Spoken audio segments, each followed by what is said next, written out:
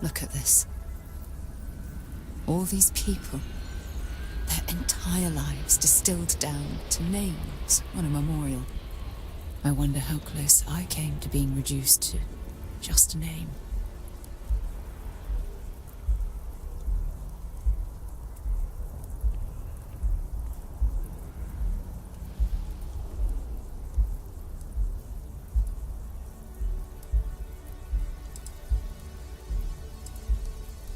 You're probably right.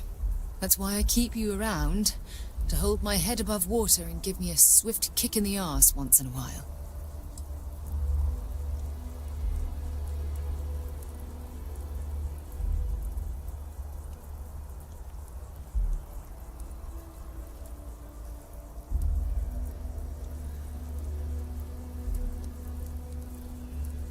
You know what? You're absolutely right. I do. Which is why we really need to talk about our friendship and where things are headed with us. Just let me have another moment here, and then we can head over to the waterfall, so we can talk in private.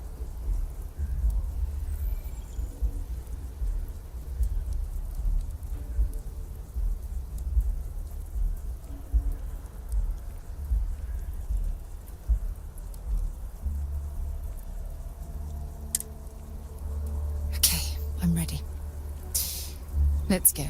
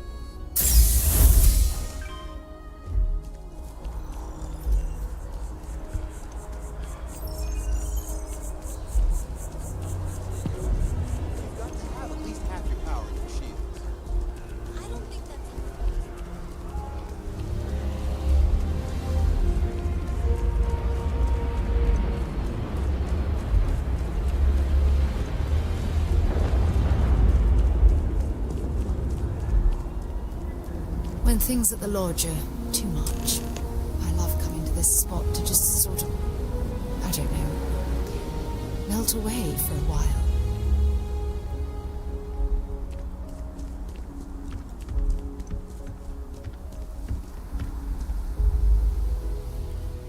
It's lovely here, isn't it? I've been from one end of the settled systems to the other. But this place, this exact spot, there's nowhere else like it in the galaxy.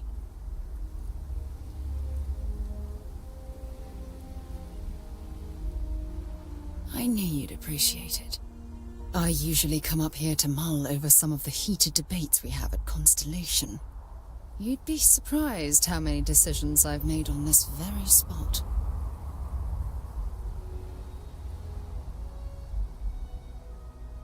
That's actually why I asked you to meet me up here. I was hoping we could talk about something very important.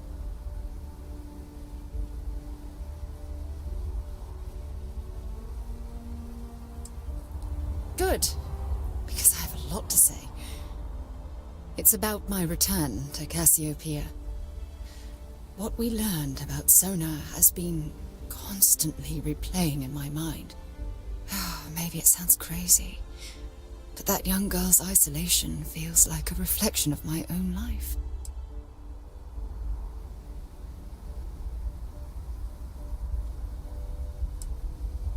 Maybe. But for how long? I've spent my life surrounded by all sorts of people. Constellation, the Navigator Corps. Hell, even the UC military. Despite that, no matter how hard I've tried to make them a part of my life, they tend to drift away and disappear.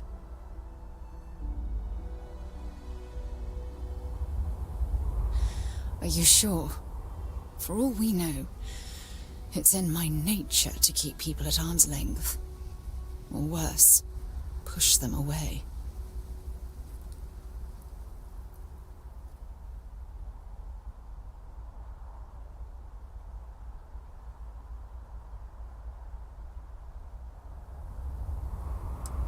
Finding someone like that would be wonderful. Wait a second. What exactly are you saying?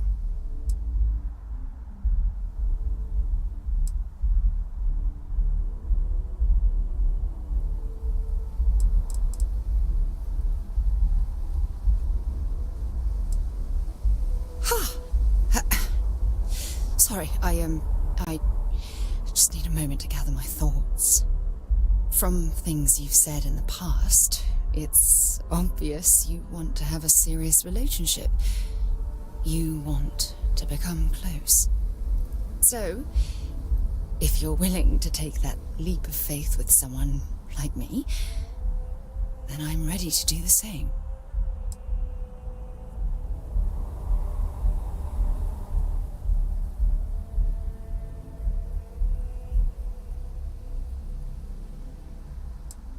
You're something truly special.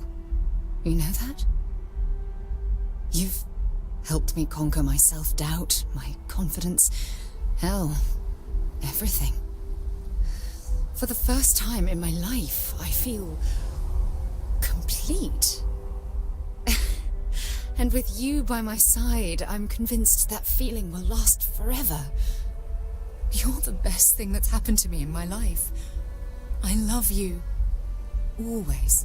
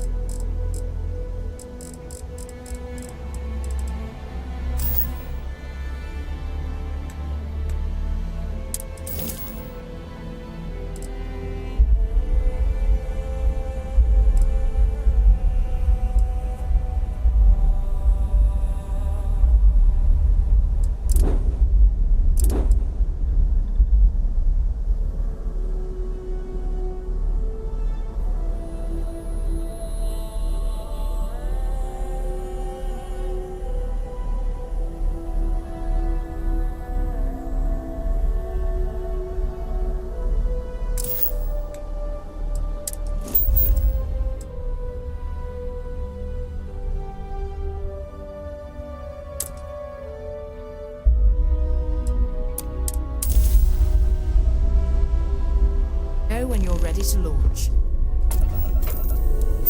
Thanks. You have too much underfoot. We should have a talk. When you have the time, of course.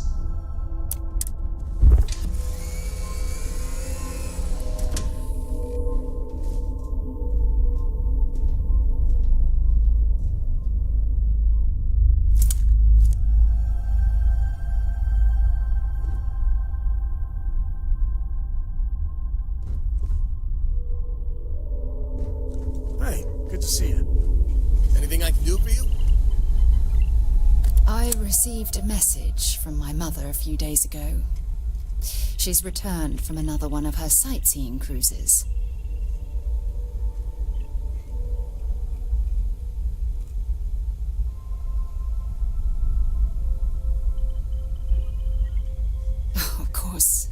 sorry. We never discussed this, did we? The thing is, my mother and I don't talk very much. We're not estranged or anything of the sort, we're just far apart.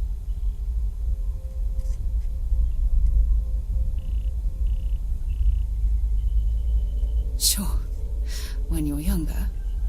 But as soon as you get older and they begin controlling your life, that's when you need to strike out on your own.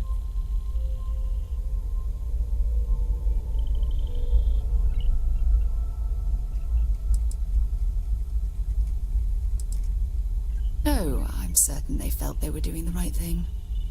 You see, both of my parents were diplomats working under the flag of the UC Administrative Division. After I completed my basic education, they signed me up for a 1-year apprenticeship in their department, without bothering to ask.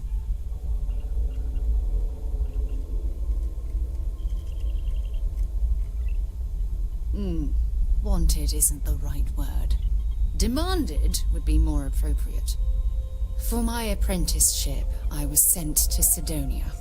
My job consisted of drafting political policies and arbitrating trade disputes. The silver lining of the job was that it allowed me to spend time exploring every square inch of Mars.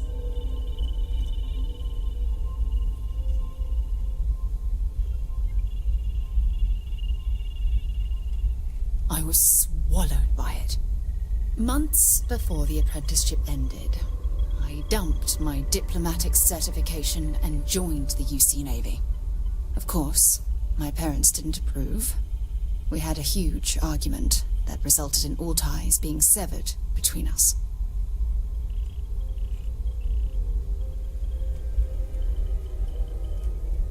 Well, that wasn't the worst of it. You see, my father was killed during the opening shots of the Colony War. I returned to Jemison for the funeral and reunited with my mother. After that, we vowed to stay in touch.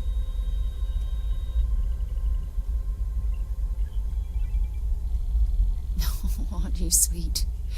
Always concerned with how I'm feeling. That's why I fell in love with you. Your smile, your caring. It brightens even my darkest days. Listen, I'm going to be completely upfront with you. All this talk of family, it makes me wonder where our own relationship stands.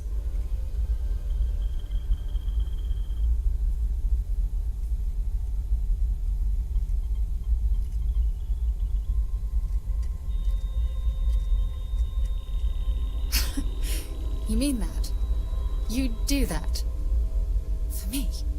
I've been dreaming about this moment and still, I don't know what to say.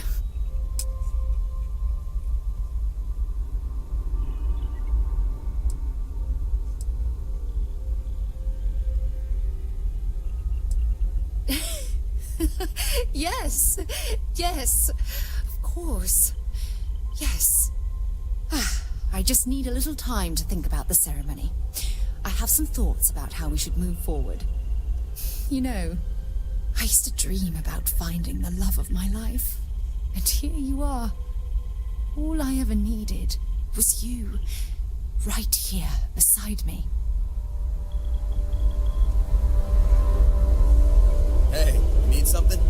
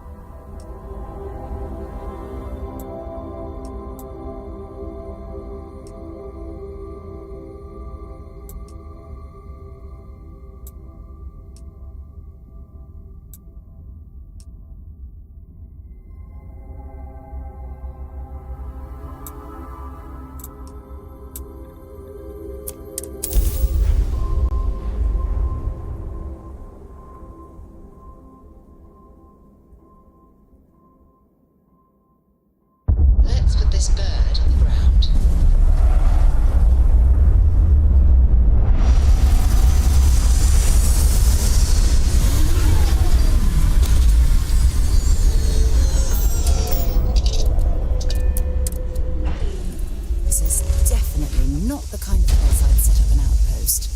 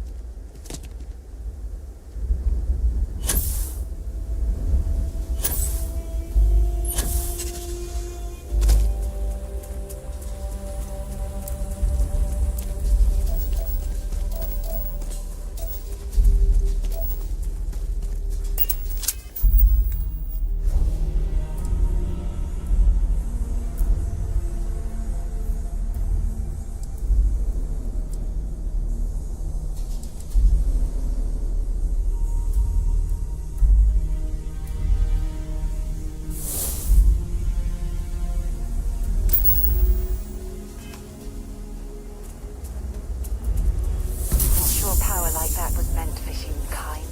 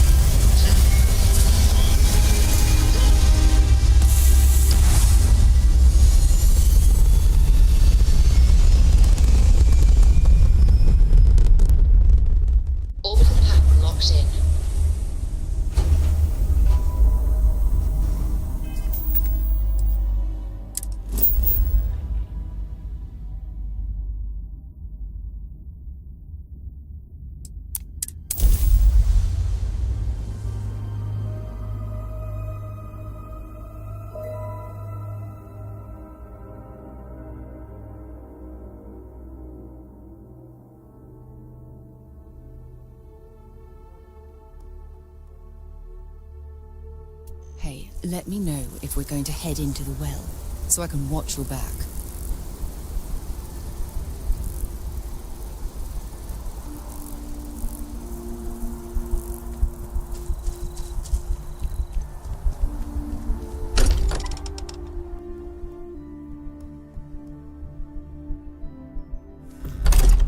I can't think of a better place to recharge and ready ourselves for our next mission. I am fully updated and ready to assist with tasks.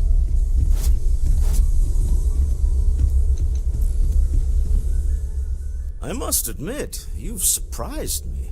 I thought you were going to take off as soon as you'd gotten something from us. But I was wrong. I want you for a little soiree I'm planning.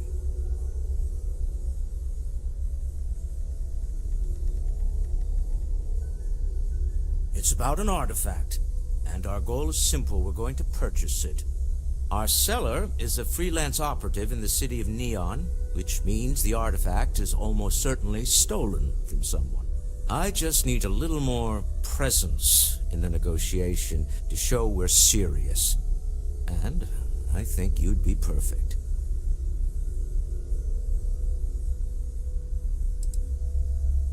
Oh, exceedingly. The free market there is in full effect. Anything goes as long as you have the money. We'll be taking advantage of that. That settles it, then. We just need to make a few stops when we get to the city, and then the drinks will be on me. Drinks are on you? Now I'm certain there's something wrong with you, Walter. It'll be easy, I promise. I'll ride passenger on your ship until we get to Neon. Just let me know when you're ready to set off. To the Volai star system, then. I admit I'm a little excited.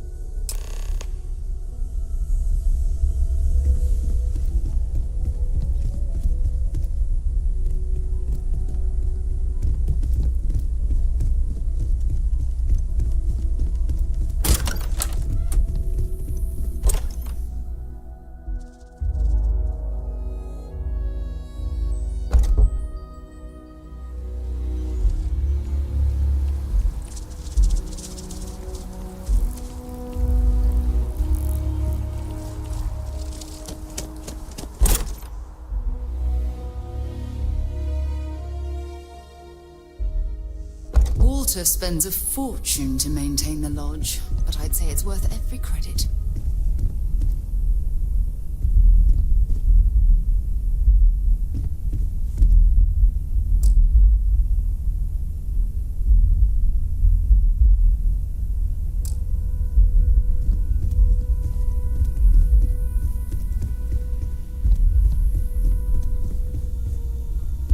Ever since I got here, this has felt like home. These people are family. I hope it feels that way for you too.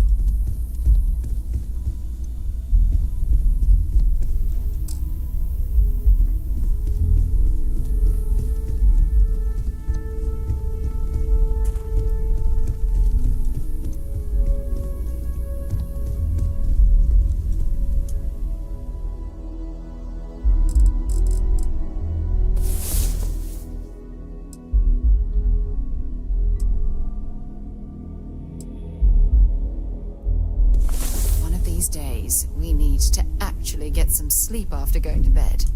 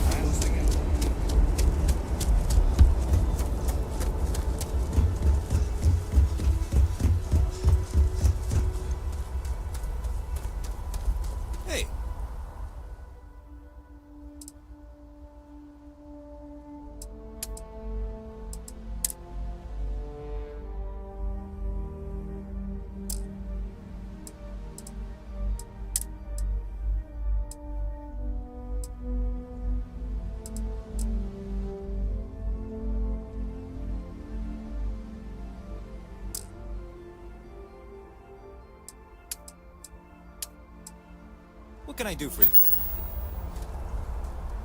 Got anything you need to offload? Trade Authority is always buying. Kiosk? Okay, no problem.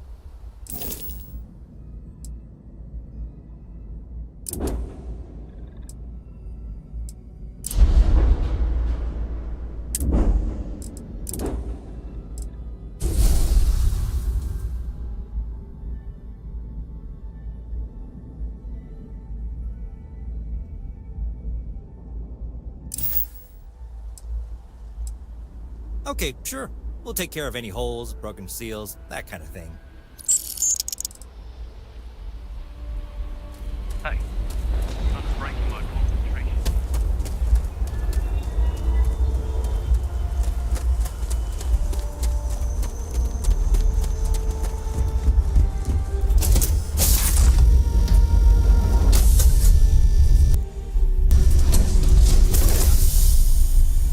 Sometimes I just want to turn off the grav drive so we can float around. Hey, how are you? Need something? Yeah, I do. How did you know?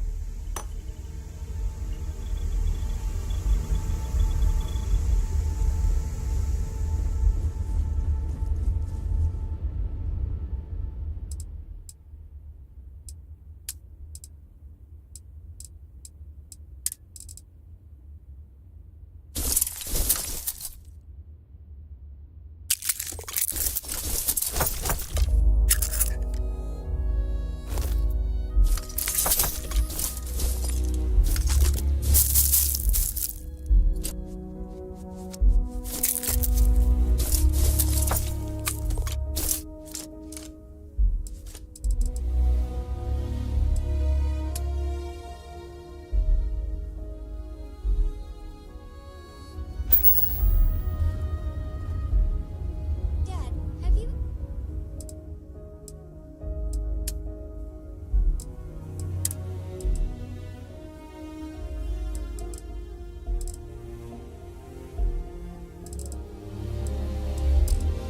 ever tried Aurora?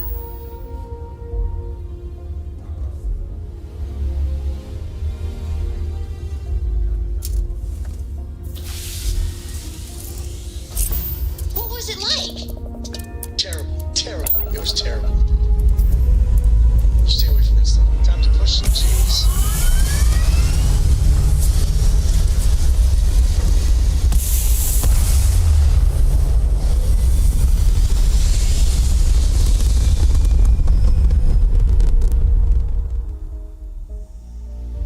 Orbital insertion achieved. We're spacebound again.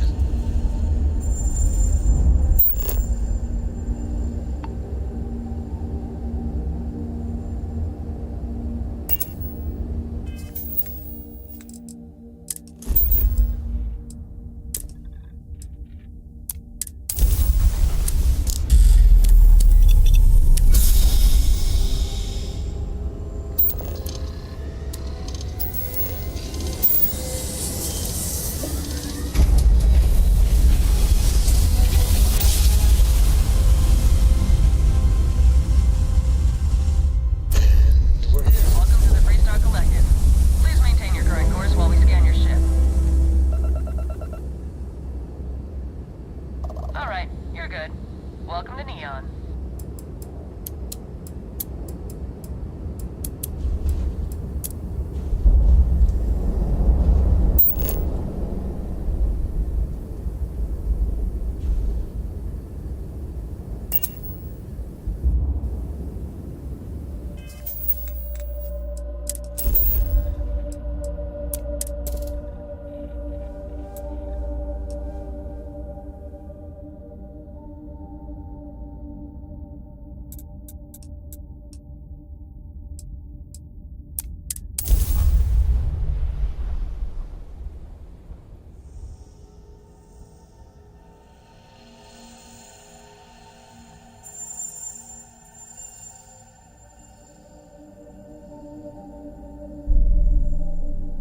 Landing site's clear. All green here.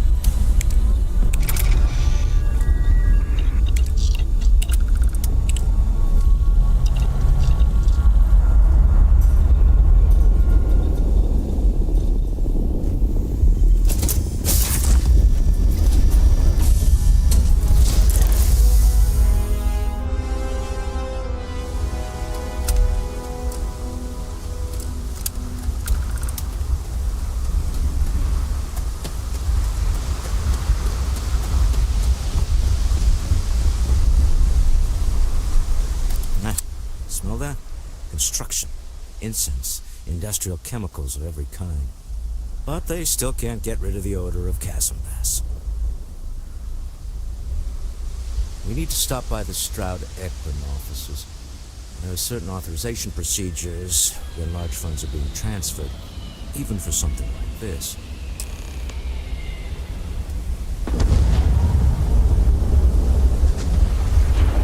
See that shroud covering me on? Believe it or not, you're looking at the only city in the settled systems that powers itself from lightning.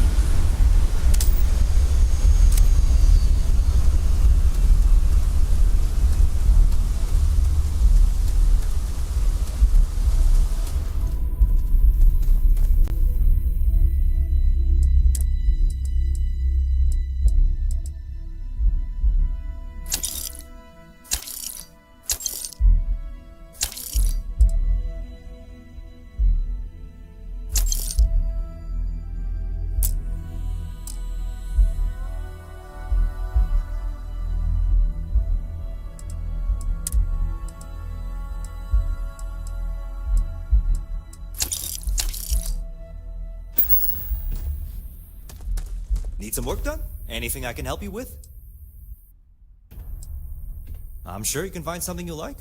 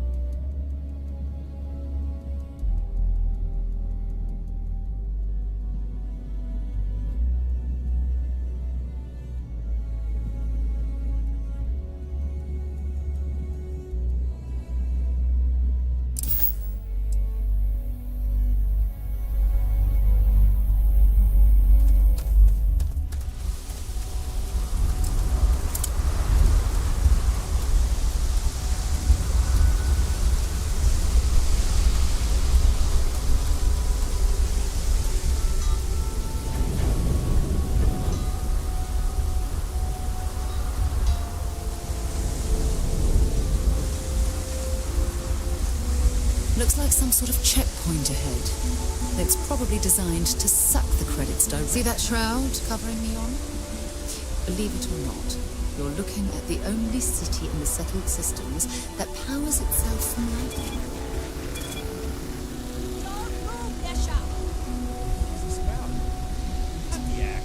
Snippers pick up the aurora you're carrying the second you step. All right, get up slowly and turn around. Try to run, and we open fire.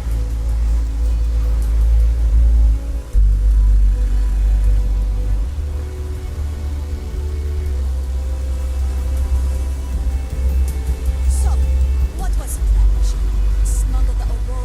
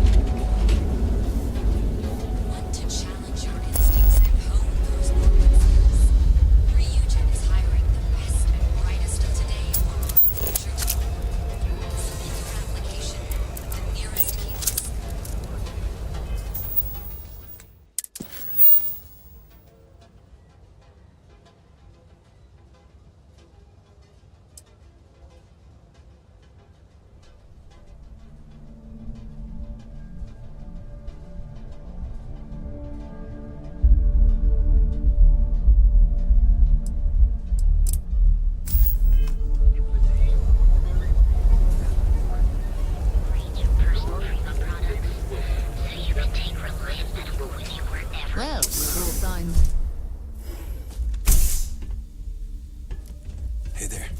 Got the shakes on. What can Reliant Medical do for you? Manning will fix you up. Oh my goodness. Another poor soul. All right. Tell me what happened to you. Is it an Aurora overdose? Something else, perhaps? Yeah. Coming down off Aurora isn't easy. That's a very wise choice. Since you're clearly a first-time visitor to Reliant Neon, I'd love to offer you a free checkup, but I'm afraid I'm dangerously low on supplies. Who cares if you're addicted to the stuff? Hell, that's what they want. Well, if it worked for you... I can assure you it isn't by choice. You see, I'm a bit at odds with the current administrator of Neon. His drug is turning the streets into a graveyard, and he doesn't seem to care. We've argued about it on more than one occasion, and all he's done is try to persuade me to quit. Thinning out my supply chain is his newest tactic.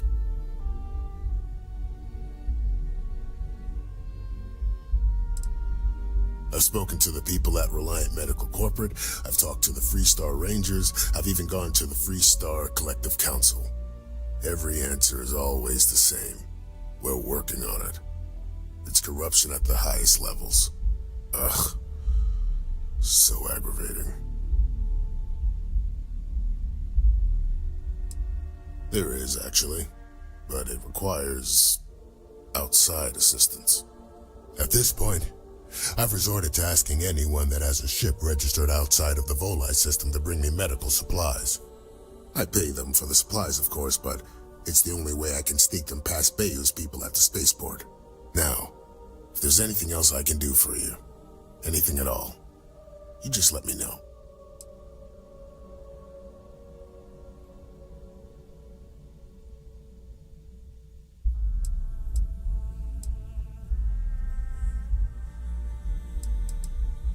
That would be amazingly helpful. It's a relief to meet someone who gives a damn about anyone other than themselves for a change. Oh, and I'll pay you directly for the supplies, of course. It's the only way I can sneak them past Bayou's people at the spaceport. Don't worry about me. You just watch yourself. Administrator Bayou doesn't like people that rock the boat, if you catch my meaning. Anyway, I have a contact over at the clinic in the Narian system. Abby Edding. She's one of the nurses there. She'll get you started. Thank you so much for doing this. You have no idea how helpful it'll be for the poor folk that live in Ebside.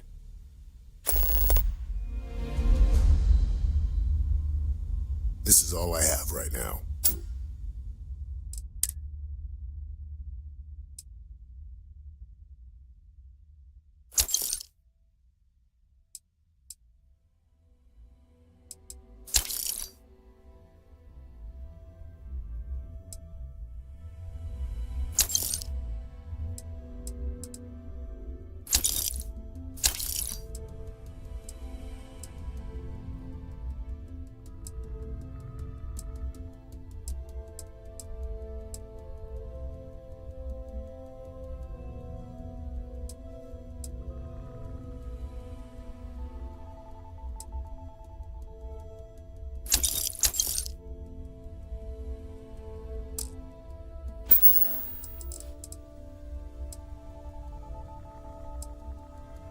We both apprenticed under Mary Cartwright at the medical facility in Aquila City.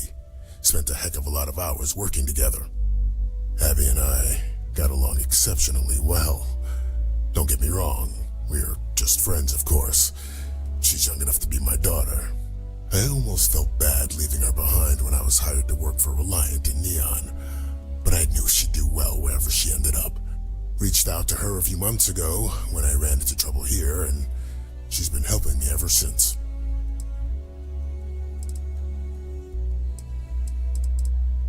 Aurora stimulates the neural circuits in the brain, specifically targeting the neurotransmitter serotonin in the prefrontal cortex. This causes significant sensory hallucinations, both auditory and visual. That's the enticement factor. As you can imagine, this state is highly addictive, and the user gets stuck in a vicious cycle. They need more Aurora to satisfy their cravings. Well, it's completely dependent upon how long the user's been addicted. People have been using for, say, 2 years or less, I've been able to put through a full detoxification program successfully. But there are others who have been addicted pretty much all their adult lives, and I have yet to try and cure someone who hasn't relapsed. If you need help, remember Reliant.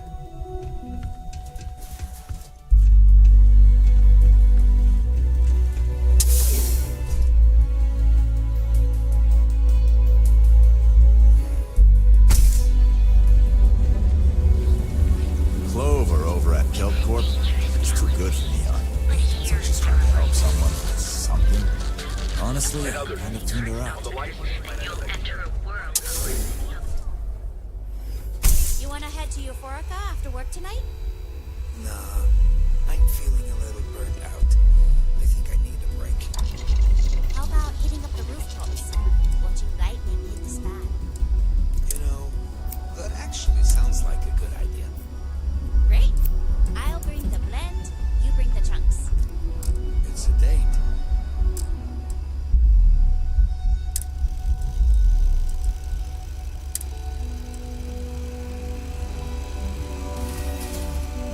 It'd be nice to get away from the clubs.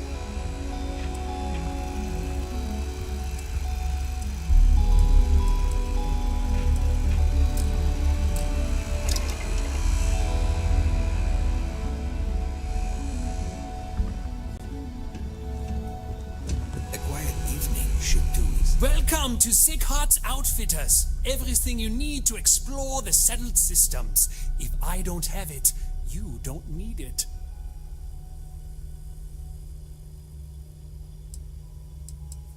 The question should really be, what don't we sell? We carry a wide assortment of equipment perfectly suitable for stellar exploration and extraplanetary excursions. Best selection in Neon. I can promise you, I'm not just using hyperbole to get your business. I've spent years perfecting my business by polling customers, measuring sales, and carefully adjusting my inventory to cater to just about everyone. So take your time, look around, ask me questions. You won't be disappointed.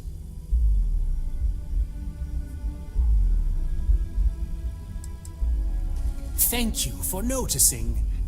I have a lot of overhead in this place, and just between you and me, I am up to my eyeballs in debt. This is a prime spot right next to the spaceport terminal, but the bills and the rent here are astronomical.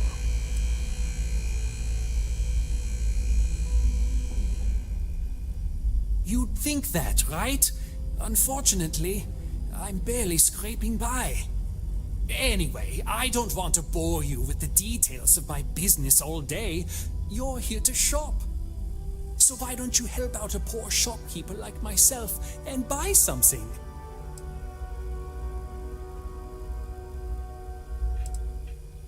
You won't find a better selection anywhere else.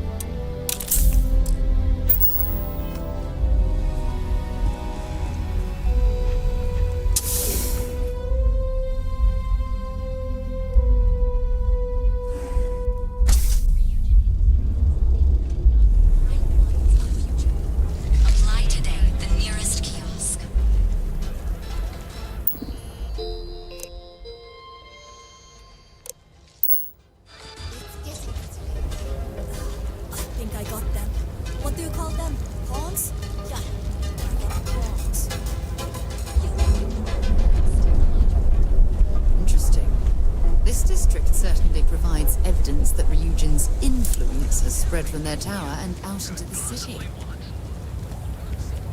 was virtual, but still. That's wild. How did it go? It was pretty fun.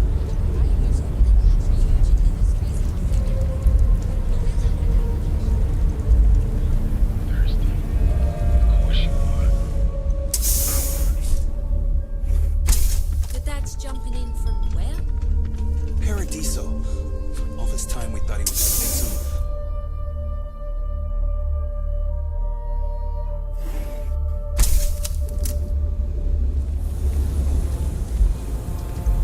Hey there, friend. Need something? Newell's Goods has a full line of equipment. Hey there. Welcome to Newell's. Welcome to Newell's. If you're looking for any specific goods, Rosa and I guarantee we'll beat Sieghart's lousy selection every time.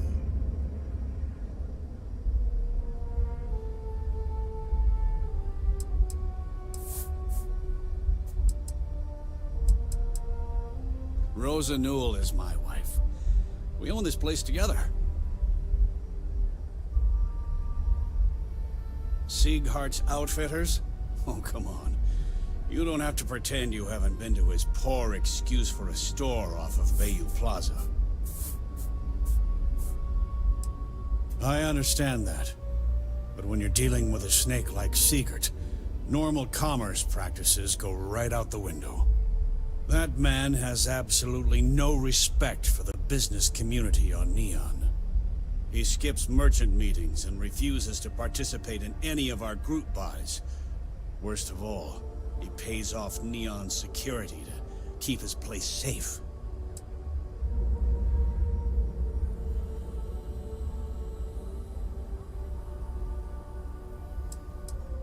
By standing up to the lowlifes who come in here expecting me to just hand over all of my money, I refuse to be run out of business or be forced to pay protection.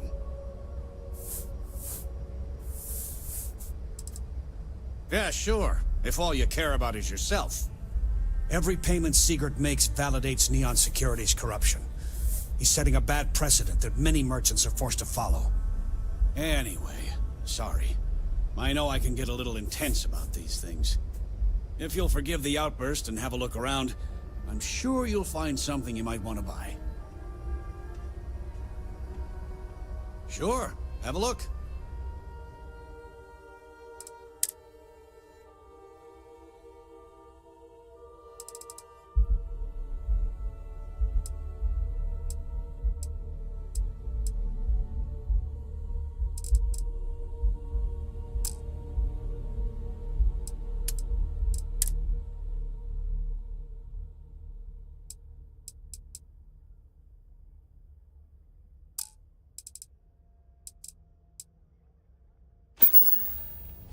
No problem.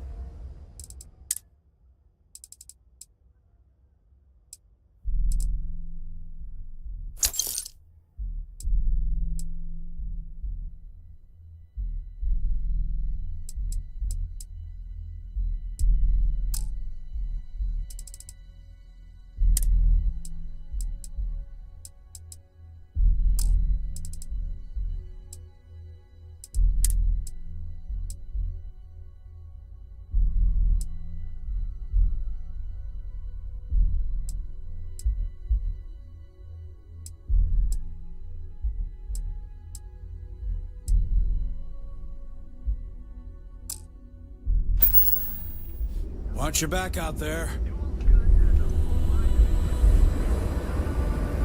I've had enough.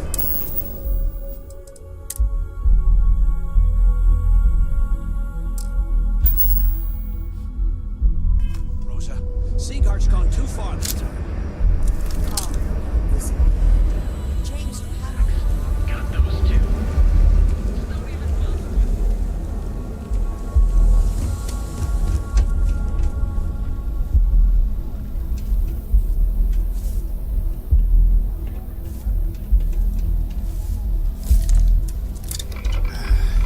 Sticks.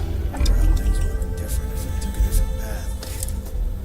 If I flipped the coin of life and came out ahead.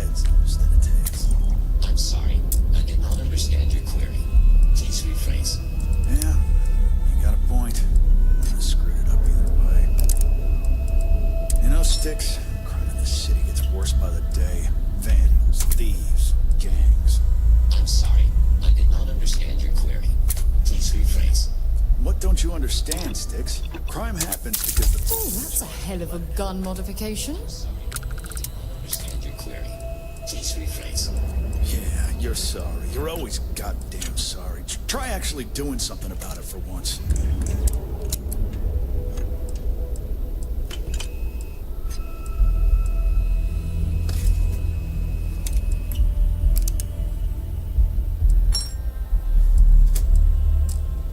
You ever get nightmares, Styx? About the war? I'm sorry. I did not understand your query. Please rephrase. I get what you're saying. You just want to forget, but it's got nothing to do with it. I'm sorry. I did not understand your query. Please rephrase. No one understands, you stupid piece of tin. That's the problem. Yeah? What do you want? If you're here to buy, take a look around the shop. Just keep your hands where I can see them.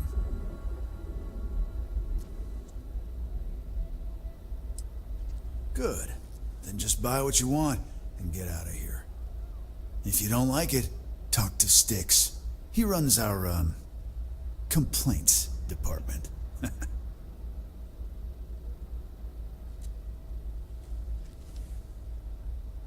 That's more like it. You know, I'm sick and tired of people coming in here and treating Styx like he's some kind of sideshow exhibit. I mean, look at that graffiti they sprayed onto his chassis. If I could find the asshole who did that, I'd make him pay for the paint removal.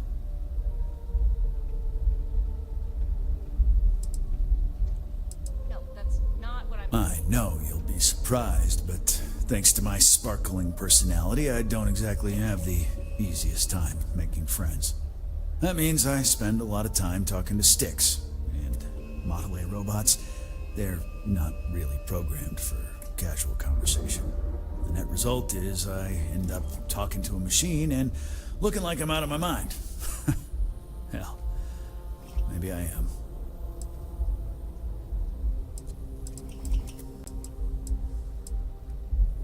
It's no big secret.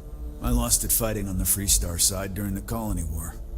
I was a ground pounder, slogged it out in the trenches with the troops.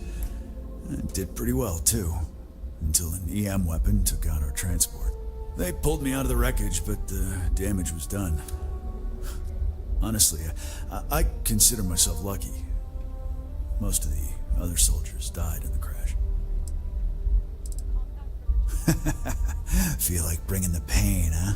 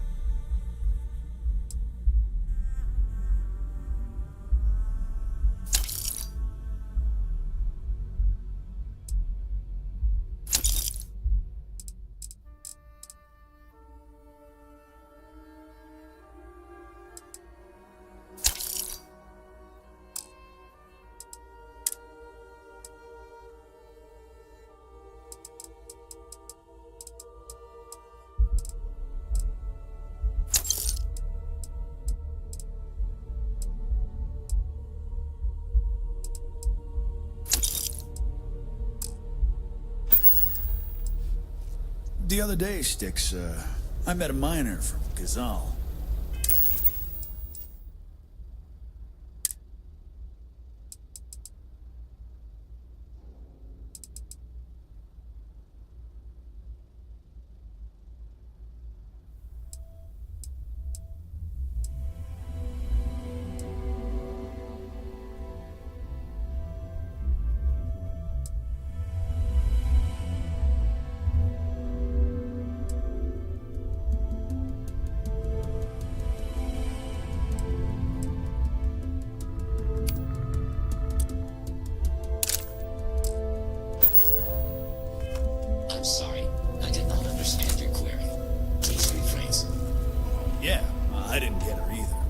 first.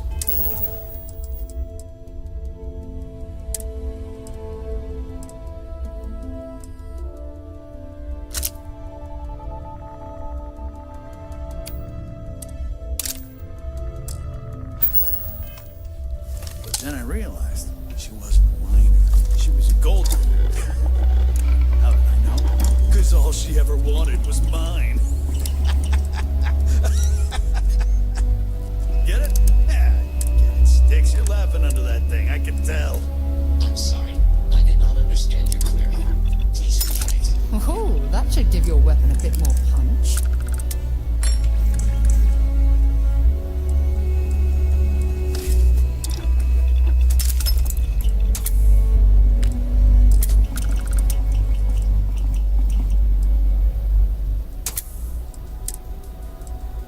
Sticks, how's this month looking?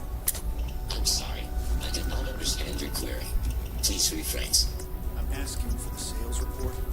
Understood. Current data shows revenue has decreased 13.7%. Yeah, business sucks. Tell me something I don't know, Sticks. Affirmative. The word nerdle refers to a blob of toothpaste placed on the bristles of a toothbrush. No, Sticks, I didn't mean to literally tell me. You're in luck. Just got some of the latest hardware.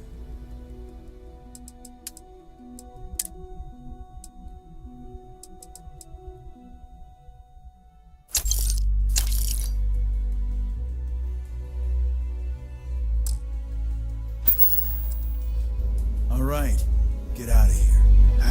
Sometime.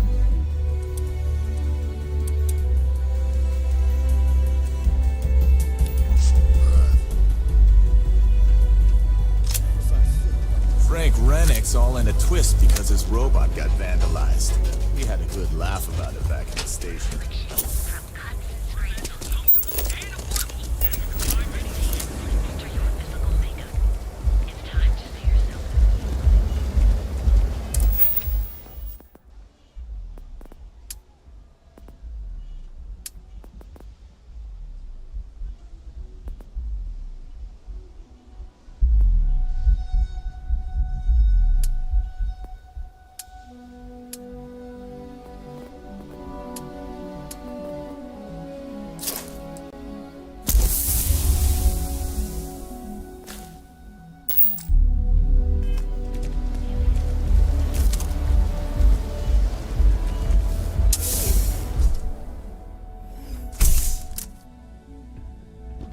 So you're telling me I have to take my entire load of alcohol back to you?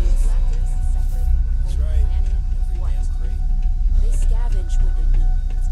Lots of old facilities. This is because I refuse to pay Bayou's ridiculous tariff on my goods, right?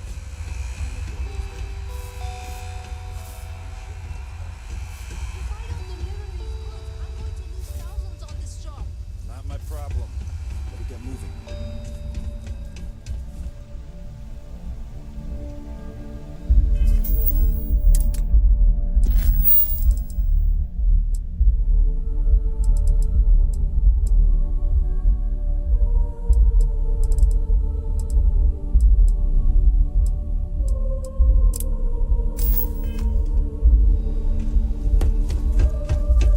Mind leaving me alone?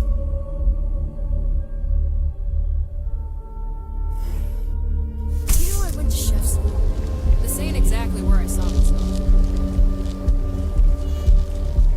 If Benjamin Bayou's ego was as combustible as helium-3, he'd be able to provide... I've heard that Benjamin Bayou has a private penthouse at the top of the tower. The view from up there must be breathtaking.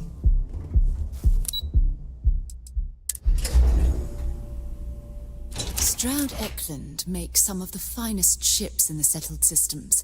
I'd love to get a look at their operations.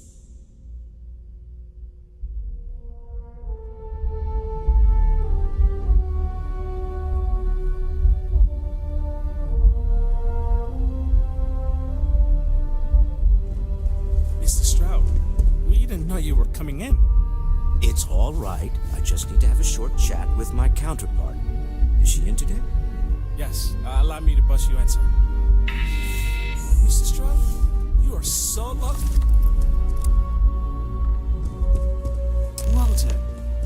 Fandisa? Shall we continue from last time? The luxury cruise line market is completely outside of our core competencies. Investing into it is a mistake. No, I'm here about... Wait a minute, a mistake? Our ship designers are the best in the settled systems. They design personal craft and military ships, Walter. Large-scale accommodations and hospitality is a completely different beast. Oh, I'm so sorry. Here I am arguing with my partner. And you're just standing right here. Issa Eklund, the hyphenated Eklund in our glorious company's branding.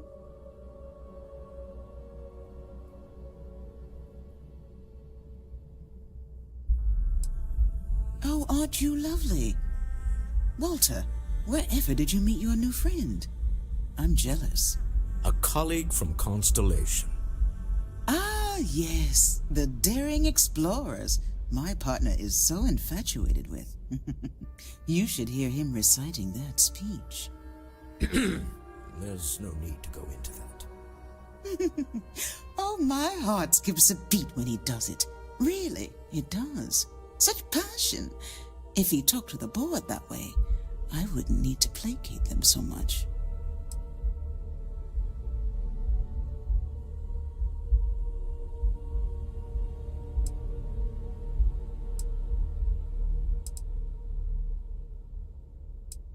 Yes? Why are you here, Walter?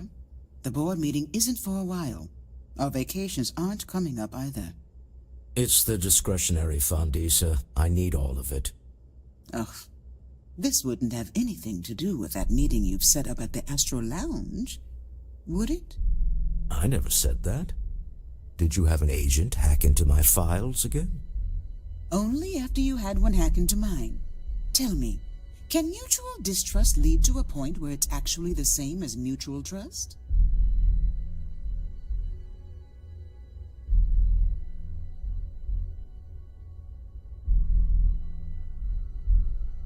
A remarkably insecure location for a clandestine meeting.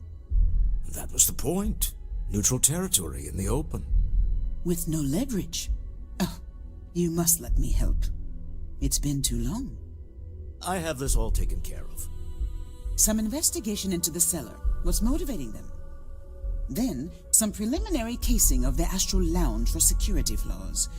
Give you the advantage if things go wrong.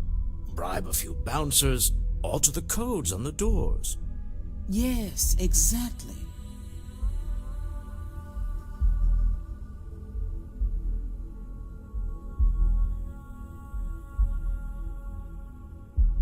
I hate being selfish, but I would like some time with my husband. We need to go through the fund authorizations anyway. James Newell is the broker who knows our cellar. He'll be able to help you find out more about them. And it shouldn't be hard to find the Astral Lounge. Here, let me at least give you some operation funds since I won't be joining you. Meet me back here. I'm going to be present for the negotiation. I'm not leaving you to the Neon Sharks, I promise.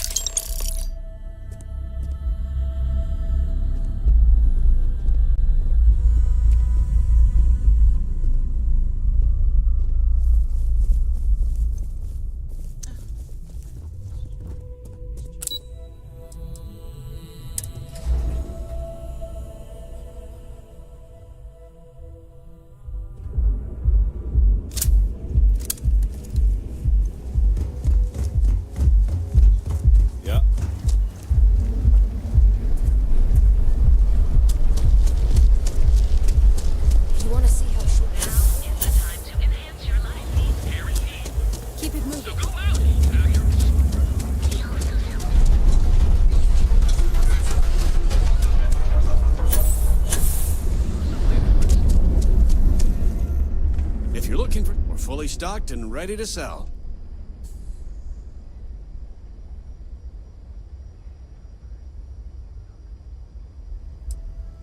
Maybe I did. Maybe I didn't.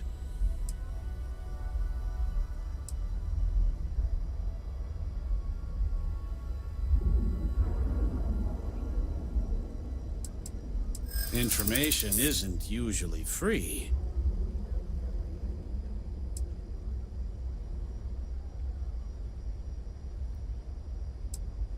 Easy, friend.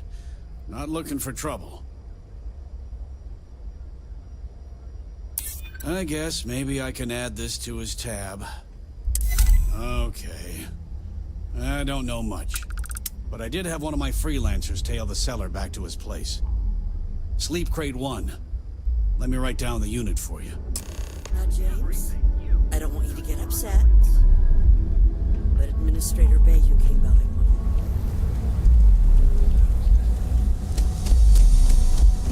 How's this month? I'm sorry.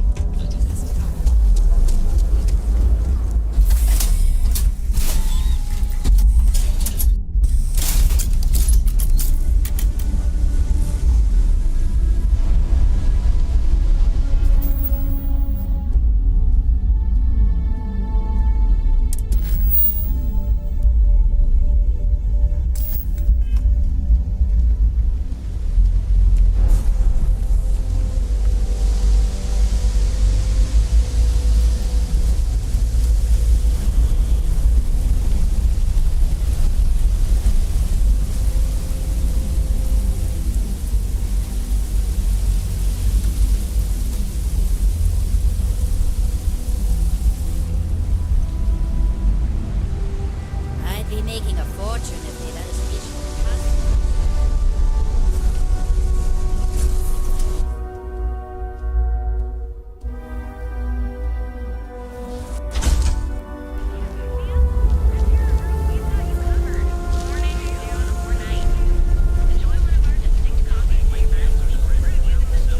Ever run into space? They're like vultures, picking away at the leftovers of the colony war. You find them scouring through old labs and facilities.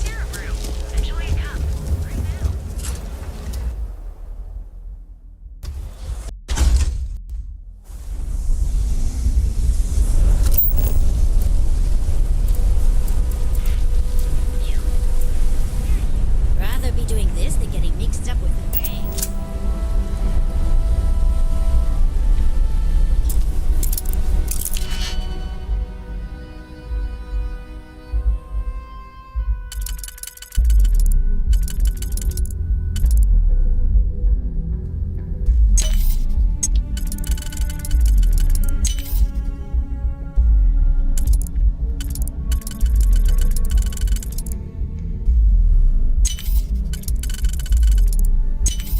That last click is so satisfying, isn't it?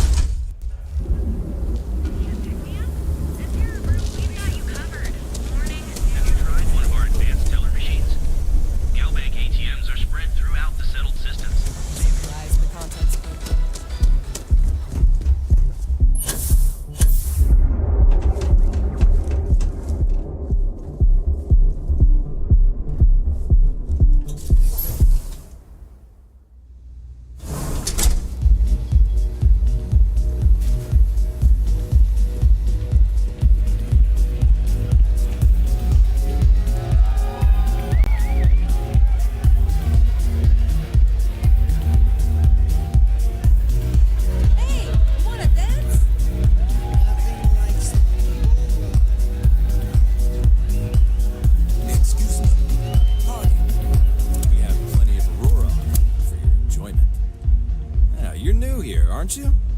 Name's Boone Morgan, your new best friend on Neon. If you're here for a drink or listen to the music, I've got you covered. But if you're here for something a little more exciting, we have plenty of Aurora for sale.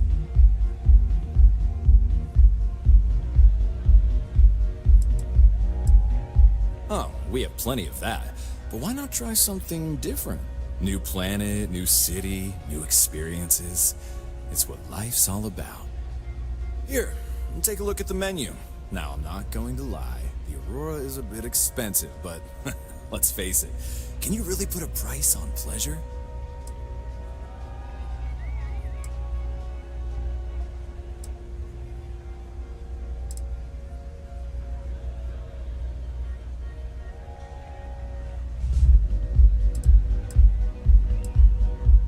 Excellent choice. The Sky Suite offers luxury and sophistication you won't find anywhere else in the settled systems. And since you'll be living in the same tower as the Astral Lounge, all of its pleasures and pageantry are only an elevator away.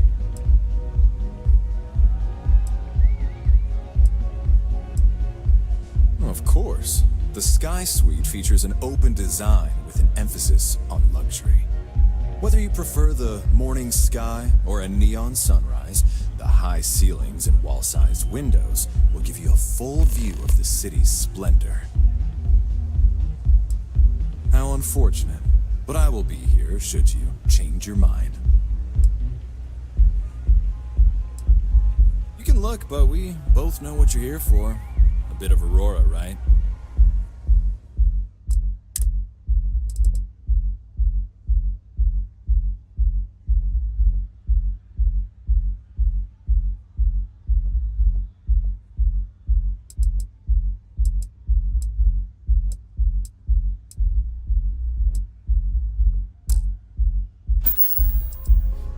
The Astral Lounge is one of the safest places in all of Neon.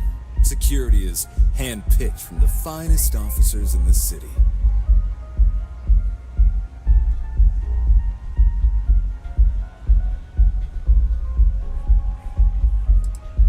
Private meetings are usually held in the floor above. Just use the elevators.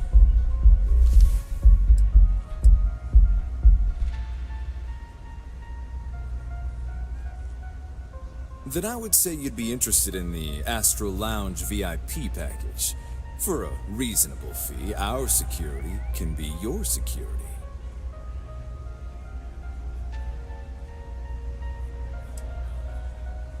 We do strive for setting the most reasonable rate.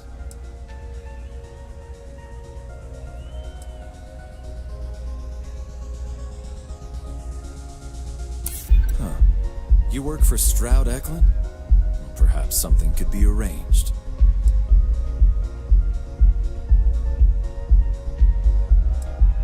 I hear you.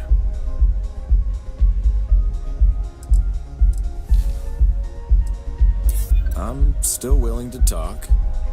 Well, I think we can certainly offer a discounted rate for you, if you were still interested. Excellent. Let me just apply that discount we discussed, and done. We do hope your meeting goes to your satisfaction.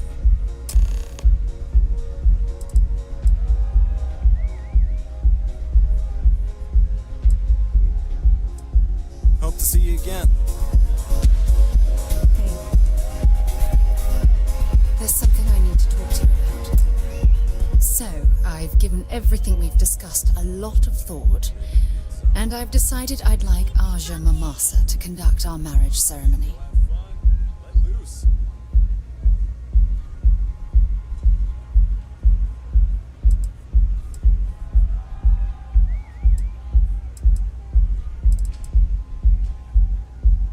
I knew you'd understand.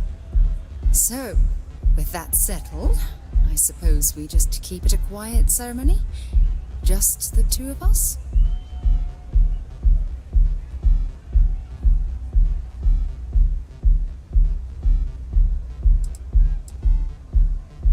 Honestly, no. I respect everyone at Constellation, but this is part of my personal life.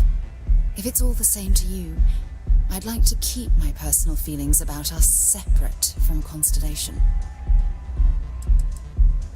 anyone else had suggested that, I'd say no. But hearing it from you, I know in my heart that it's the right thing to do. I'll send her an invite and we'll see if she shows. Anyone else? Or will the three of us with Aja presiding be enough?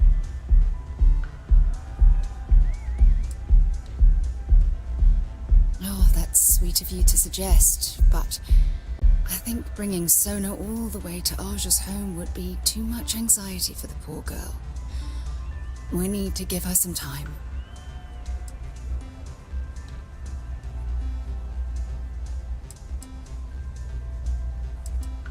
All right, it's settled then. I'll send a message to Aja asking for her to preside over the ceremony. As soon as you're ready, let's head to Paradiso. I can't tell you how much this means to me. I love you.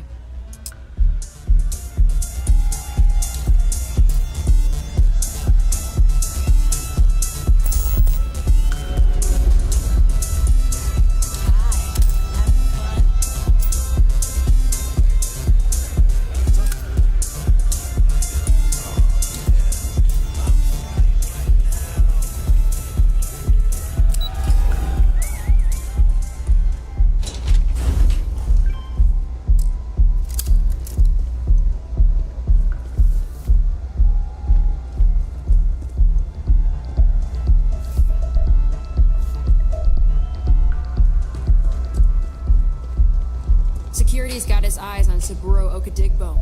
That guy's trouble for the status quo, if you know what I mean.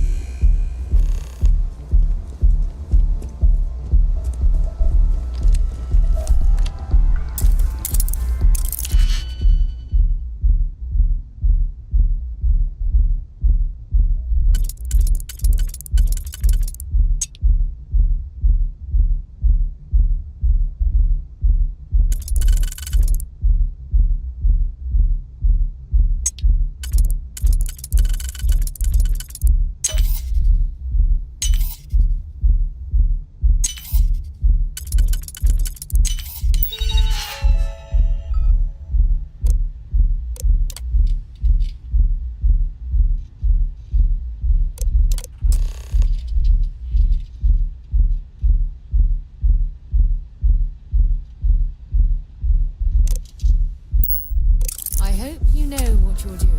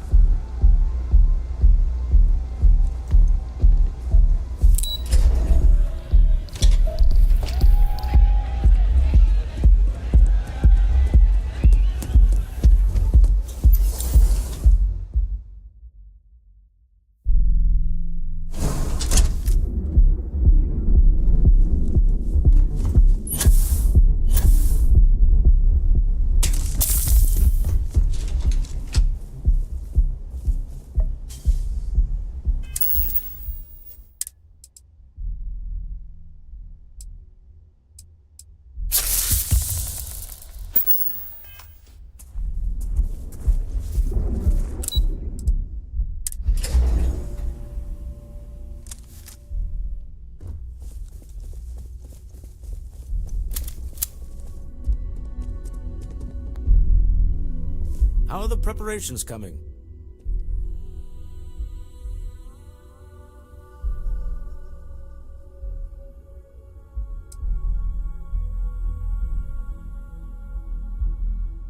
Excellent. Good work. Let's head to the Astral Lounge. Goodbye, my dear. See you at the next board meeting? Oh, I'll be keeping an eye on this little operation, just in case. Good luck, all of you.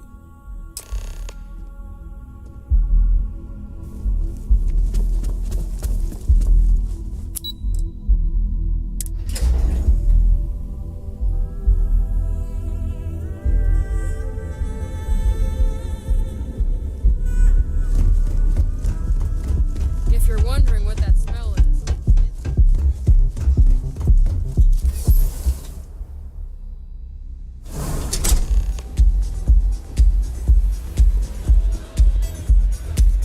All right, we're Now, I don't know what the cellar looks like, but they'll have a security briefcase with them, larger than normal, big enough to hold the artifact. We should split up. The code phrase to identify yourself as the buyer is Ramsey and Travers.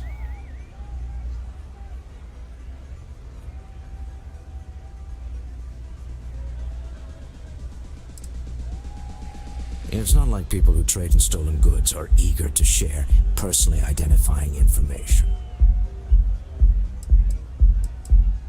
Code phrases?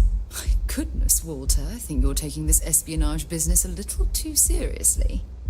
Remember, Ramsey and Travers. We'll meet back near the elevator.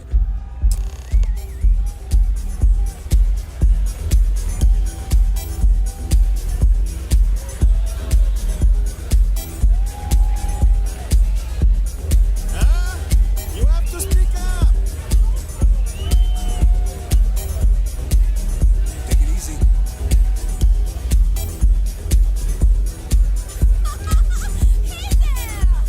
The music is amazing!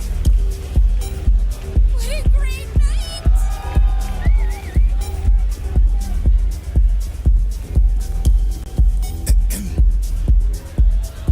I'm looking to join a crew. Any openings?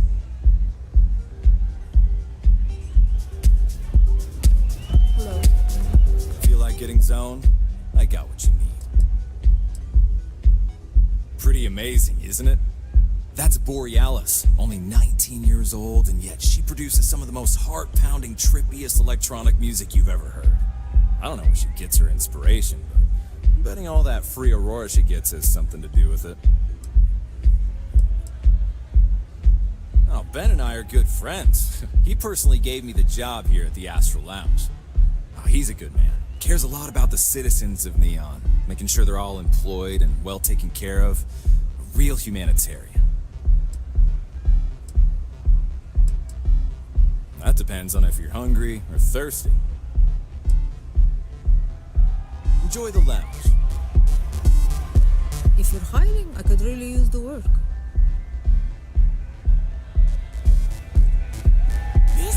Yeah? Yes, what? Any vacancies on your crew?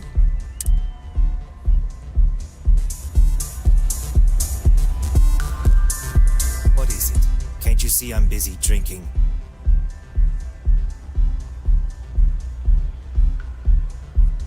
Oh, really? I heard you all have a meeting in a few minutes, don't you? In one of those fancy VIP lounges? Speaking of which, I gotta get going myself. Excuse me.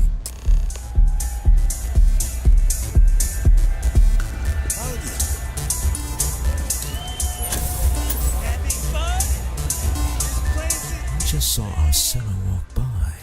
Good job.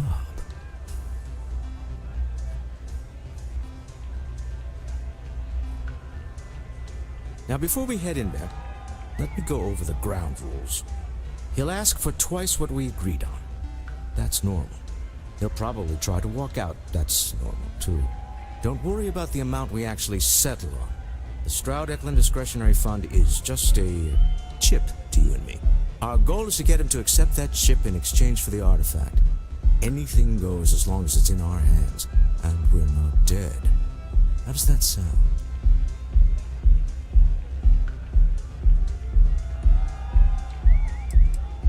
That's why you're here. Hopefully our combined countenance will be enough, but grabbing the artifact and running is an option. Just do me a favor and treat it as a last resort. I have a reputation.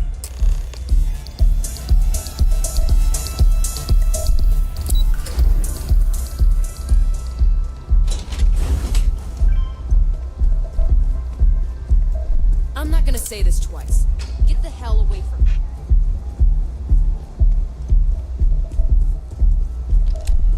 So you're Stroud. You look different in person. Our public relations always insists on doing some touch-ups for the official photos. Embarrassing, really. Your security here going to stand or sit for this little meeting, making me nervous.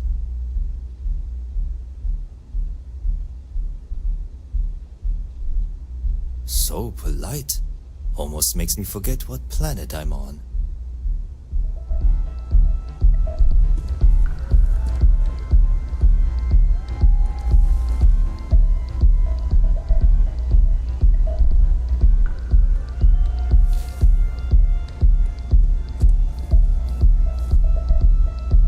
You said you would sit, so sit. Am I to assume that briefcase has our item of interest? Yeah, here it is. Well, look at that. One of a kind, and I know you want it. I have the amount we agreed on.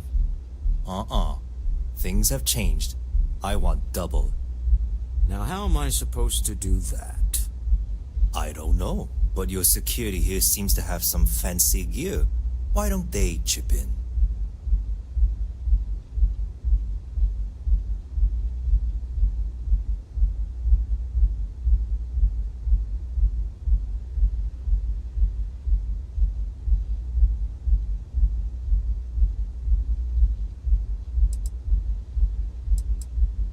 Oh, really? And how do you know that? Who talked? Does it matter? We know you're in a fix, and we're still willing to buy. For the agreed-upon amount. I got people after me, okay? I can't just settle on what we agreed on. I need more so I can disappear. That's not our problem. We came here expecting one amount. Now you want another. You telling me Walter Stroud ain't got the cash? I'll walk out of this booth right now.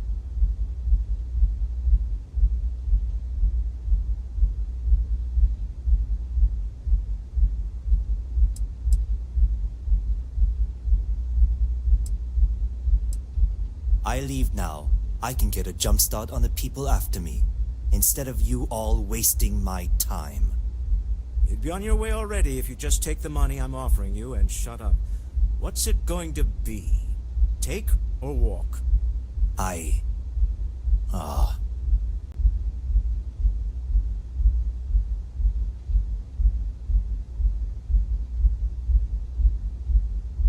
All right, you win. Hand over the money. This thing is all yours. Well done. Some high-pressure tactics, but we got what we were after. Time to go home, shall we? Stop right there. You're in possession of Slayton Aerospace property. Ah, Slayton must have been the original owner. We don't need to do this. All's fair on Neon. Am I right? Hand over Mr. Slayton's property. Now.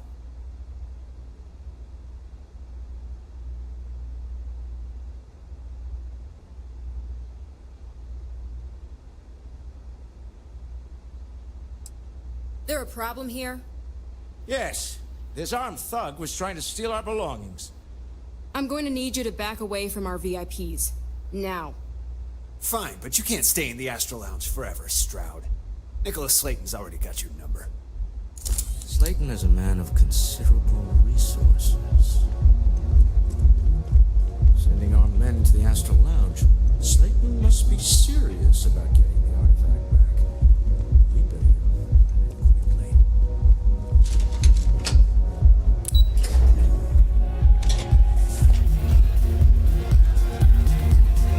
Ace. Something's gone wrong, hasn't it? Slayton has put a bounty on your heads. He's greased a few palms. Your ship's been impounded at the spaceport. There goes our way out.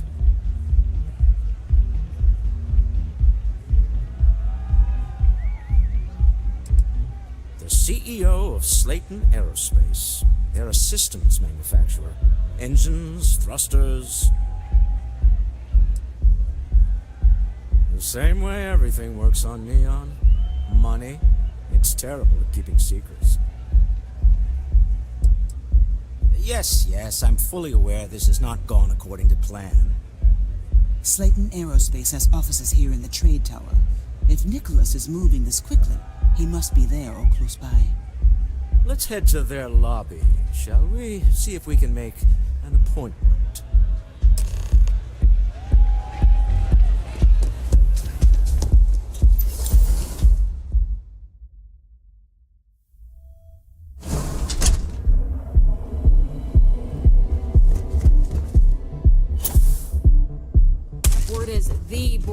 Alice, you know, the DJ, well, she's moping around because she...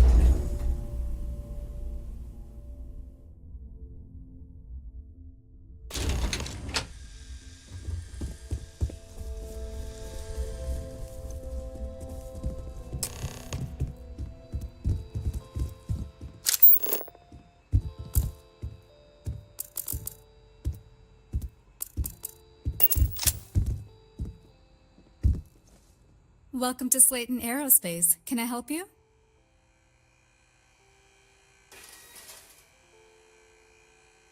I'm afraid Mr. Slayton is a very busy man.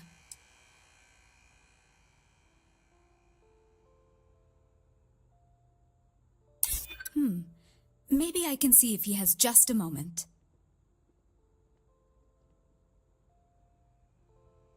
Arguments with Mr. Slayton tend to go long. I'm not sure we can fit you in. He did? Oh, yes, I do remember overhearing something about that. Oh, I think we can make an exception in your case. Mr. Slayton will see you. Just use the elevator.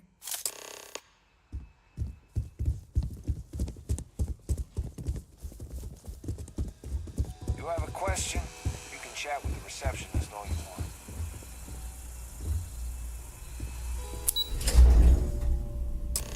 Wait. This clearly isn't the executive level. He's on to us. Walter. Taking what's mine and then breaking into my office. A bold move, but one easily countered. Oh, we're trapped. Hello, Walter, dear, are you there? Issa? Took longer than I'd like, but I managed to pay off one of Slayton's security consultants. They've patched me in. All right. We've got her out. Once the door's open, just follow her instructions, okay? For the moment, Slayton will be scrambling his own security teams once he gets wind that we're no longer at his mercy. Our time is limited.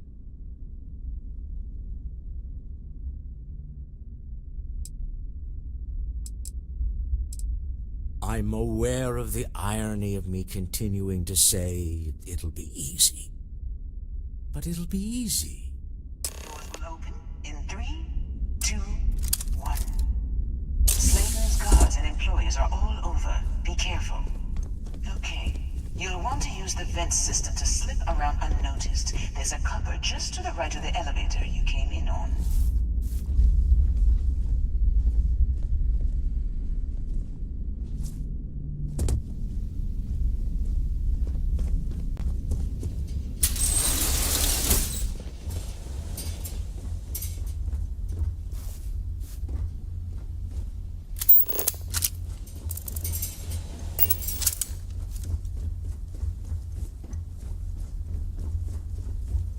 That's the elevator you came in on.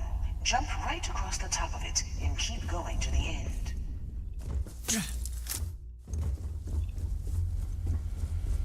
Drop down and follow the conduit all the way to the end, past the fork.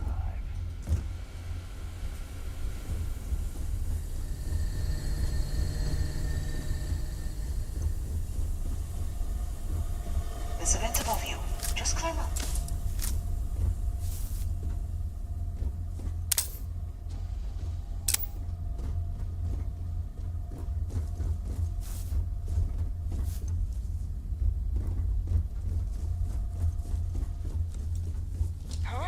Security is on full alert.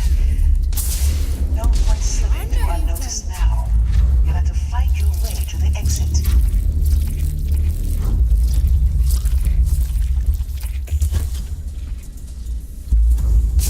Looks like the last.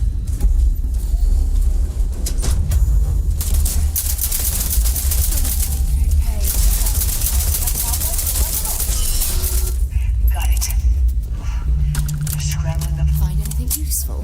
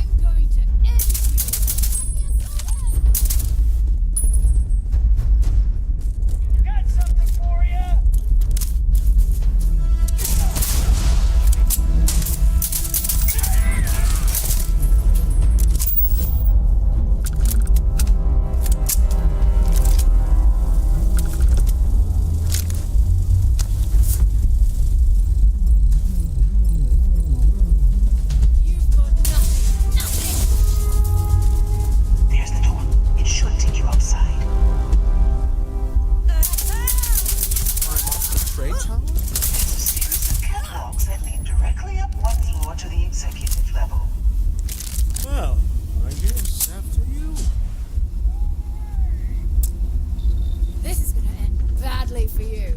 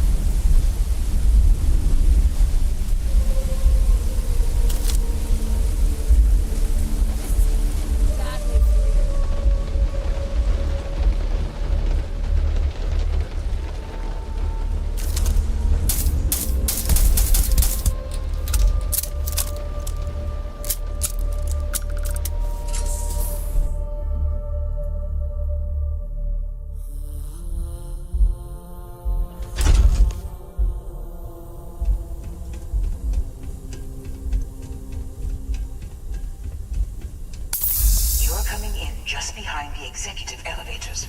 I'll call the one on the far end, and you can walk right over the top.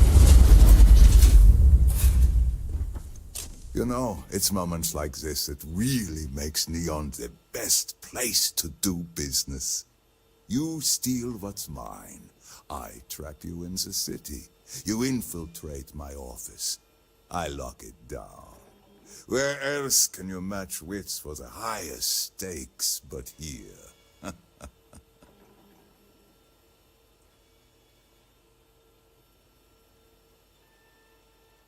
You have what's mine. I, indirectly, have what's yours. We are at a stalemate.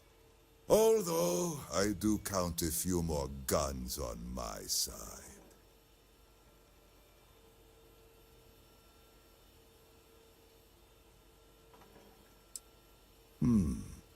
You do make a bold point, but that doesn't resolve our current dilemma. Perhaps I can help.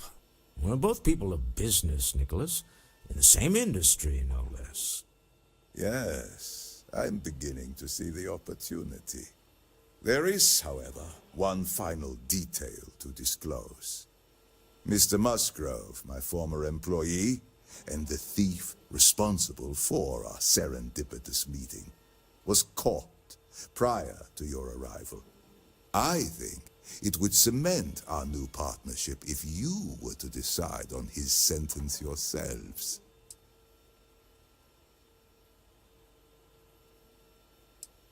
I yield to your judgment. You've more than proven yourself capable of resisting any course of action I attempt to dictate to you. I trust that you're not seriously considering having that thief killed. My security brought Musgrove to my office. I'm sure seeing you again will be a fine conclusion to your previous business. Just let him go. No sense in more violence. We have an opportunity to spare a man's life. I know he probably wouldn't do the same for us, but that shouldn't matter.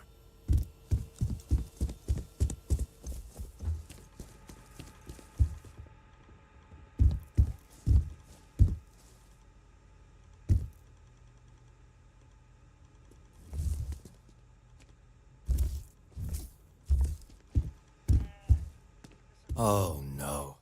You. Slayton really does have a sick sense of humor.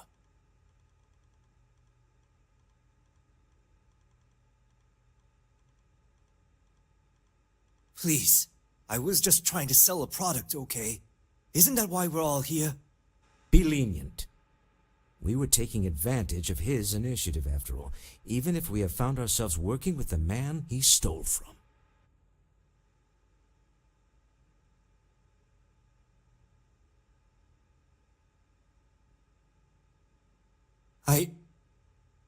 Thank you. You have no idea how lucky you are, Musgrove. If it was up to me, I'd have fed you to the wolves. A rare moment of compassion for this city. Very well. I'll clear things up with the authorities. You're free to go. Let's talk more back at the ship.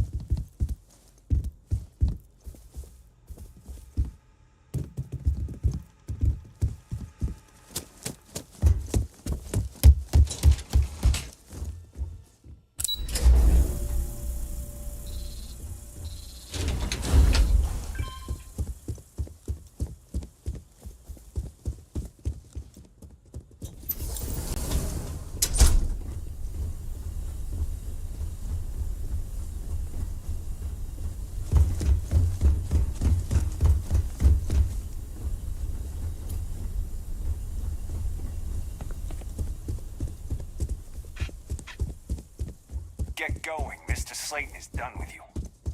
Have a nice day.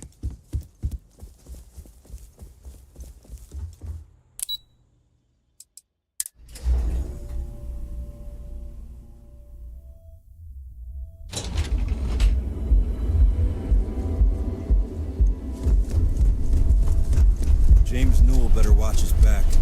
He's causing problems. No percentage of cost.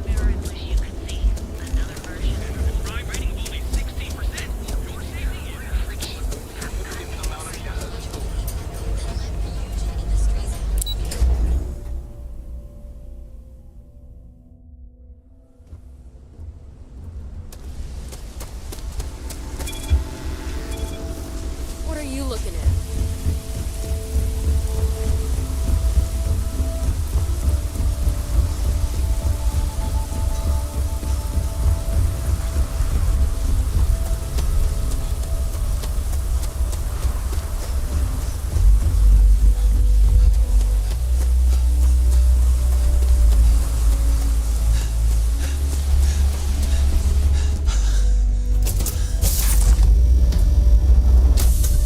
Isn't the same as the real thing. Here to shoot the breeze? What's on your mind? You need something?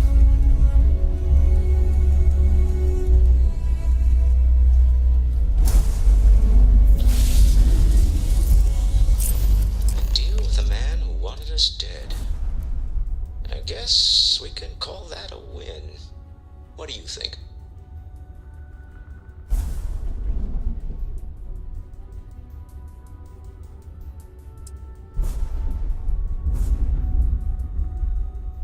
Really?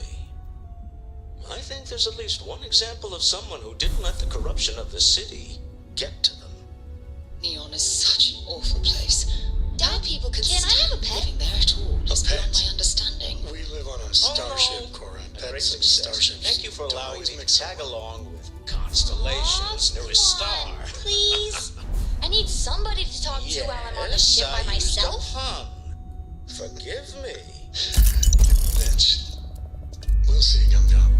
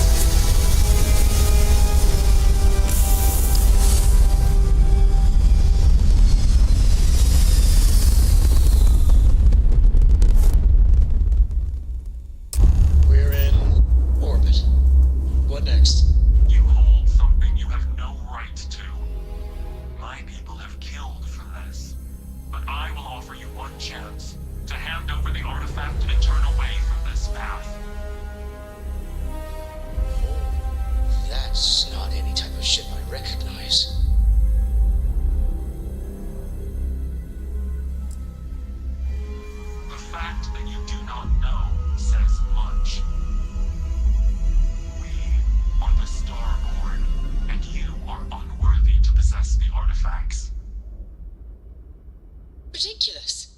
You have no right to dictate what we can or cannot do with the artifacts. Tell us, please. What are the artifacts? What are they for? Did you make them?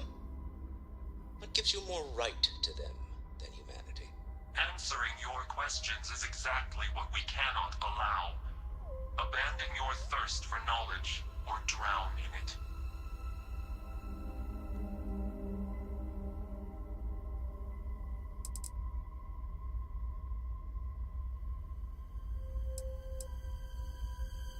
The more you understand, the more damage you will do.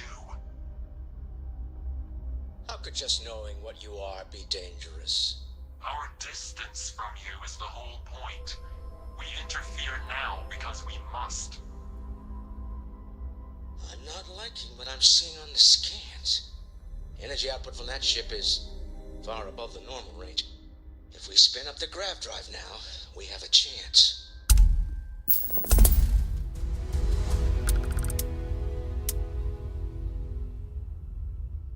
We'll get through this. Hold on.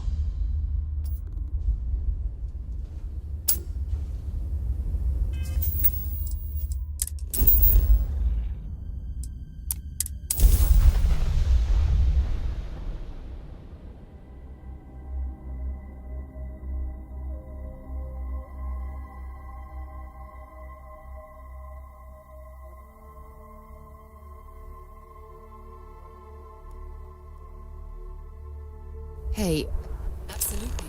We have much to discuss.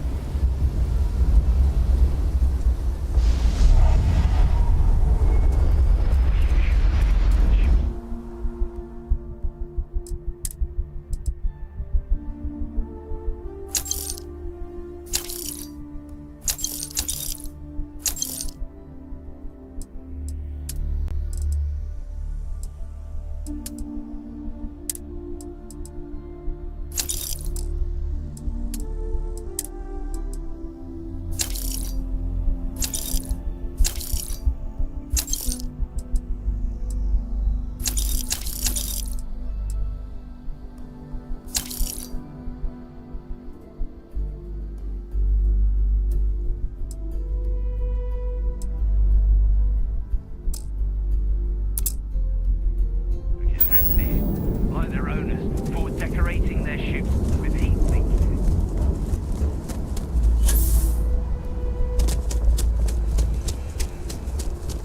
Ever wonder how we enter the city?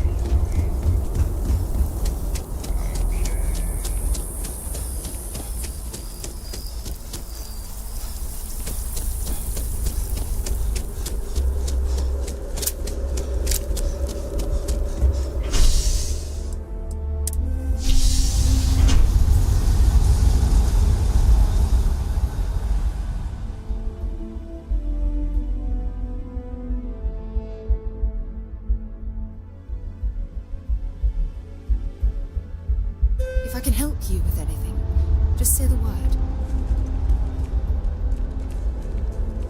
Back, eh? How's it going? I thought you'd never ask. Here.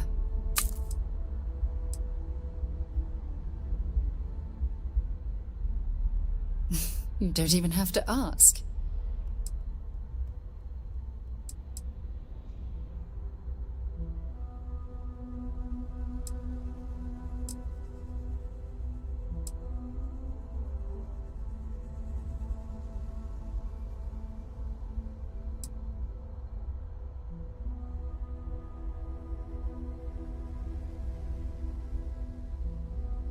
I feel so lucky to be with someone like you.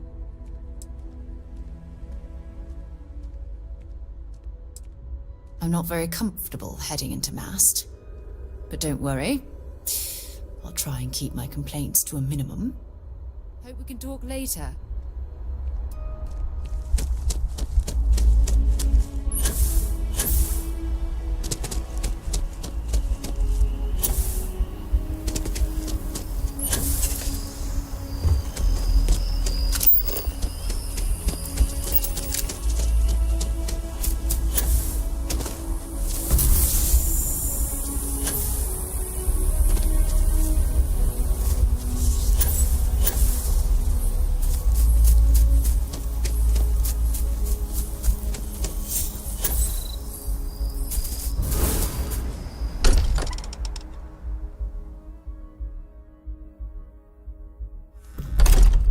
I wonder if any discovery reports have come in while we were away.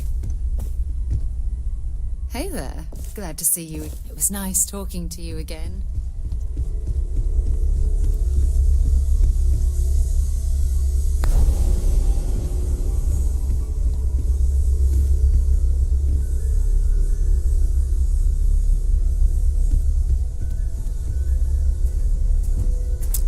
How is Neon?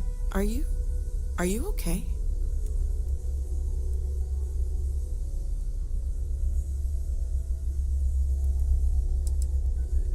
No. Wait, what happened? Who was after you? Take a look at the ship's sensor data. I think everybody needs to see this. All right, I'll start transferring the data over now. Let me just bring it up on here at the table.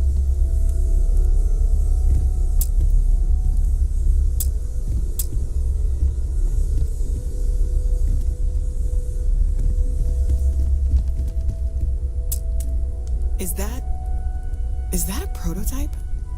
No, that material isn't anything we... What the... Everyone, come take a look at this.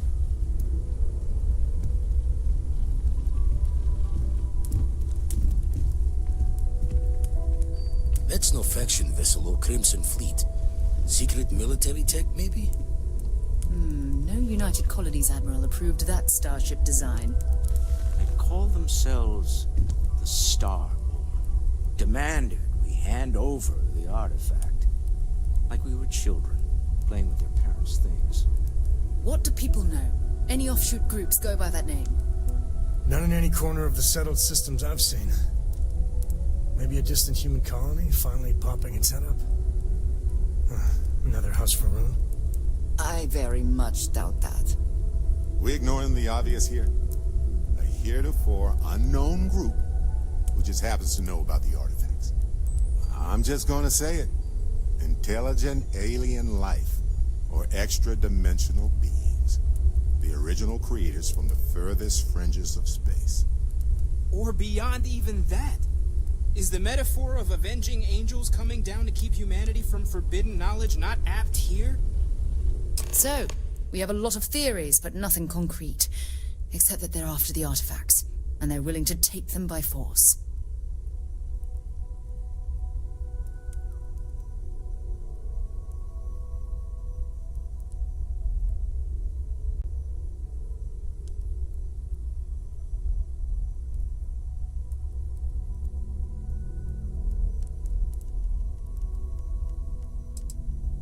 Or what Walter said. They were acting like a parent. Worried their children are playing with something they don't understand. So, they're strong-arming us for our own good? That doesn't sound very divinely benevolent to me. Noel, start analyzing all the data from the ship sensors. The gravitational wave they caused, scans of their weapons, shields, everything. We're in the dark. We need to learn anything about them we can, including some way to fight them if necessary. Until then, we stay the course, collect the artifacts. It's even more important now that an intelligence we don't know or understand is looking for them.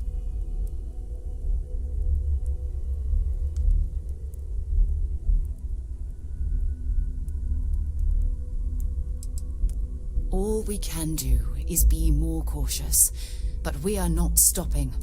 This could end up being a race we don't want to lose. Vladimir, has the Eye picked up anything new? Some glints of shine in the dark. Ready to hand them out as soon as you please. All right. Good luck, everyone. And be careful out there.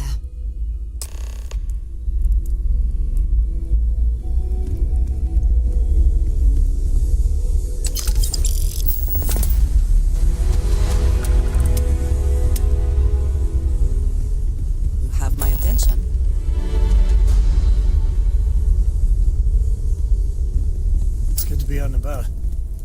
Lives get stuffy sometimes. You had a hell of a shake, getting bullied in the void. Starborn sure know how to make an entrance. Ready to head back out there? The Eye can help you find the artifacts, but I'm afraid she's blind to our new competitor.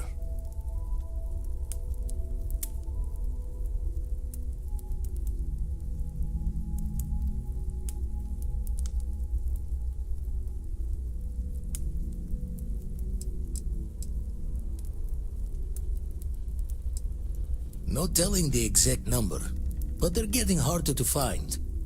Got some equipment, repairs, and upgrades on the making do list. The eye's straining to her limits these days. Double check the safety and locks wherever you go, okay? Exploration's dangerous, even without some nefarious Groot trying to kill you.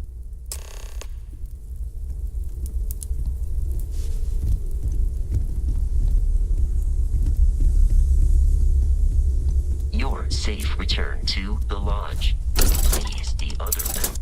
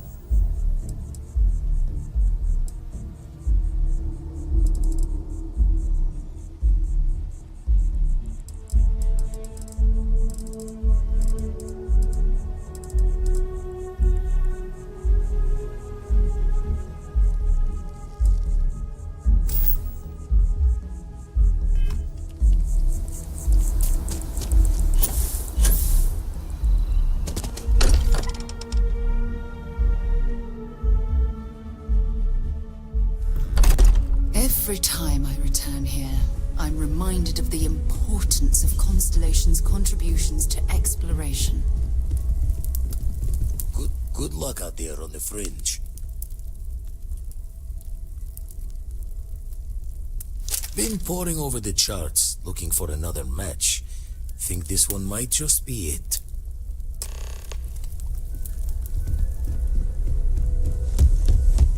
My return to the lodge triggers a full system up.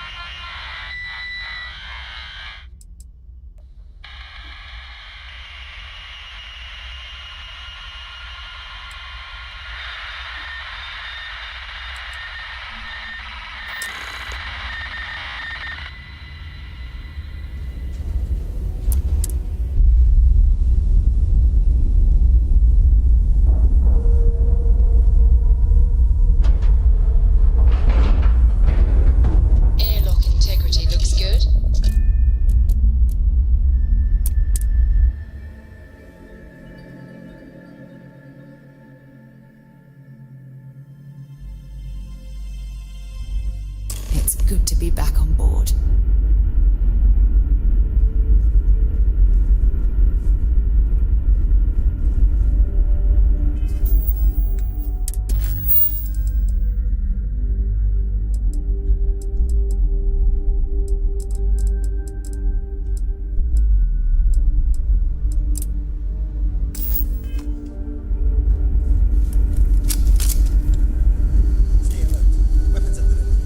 Remain calm. You're human.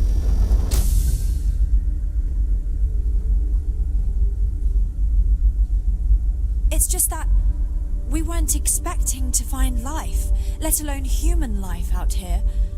We thought we were the only ones to leave Earth. Imagine being cut off from humankind for that long. How terribly frightening that would be. Perhaps we should greet our guests. Of course. Manners. I'm Captain Diana Brackenridge. This is Security Officer Bomani Reader. And this is Dr. Mabuti da Costa, one of our elders. A pleasure to meet you.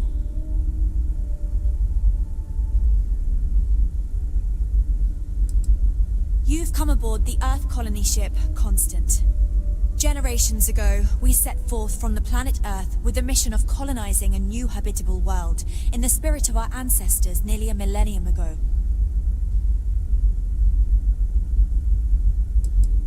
I see. As you may have presumed, we're in a bit of a bind. Our ship has finally completed its near 200-year journey from Earth, only to find our new home seemingly colonized by, well, we don't know. Communications haven't been successful, so your arrival is fortuitous. Perhaps you'd be willing to act as a middle person between ourselves and the others.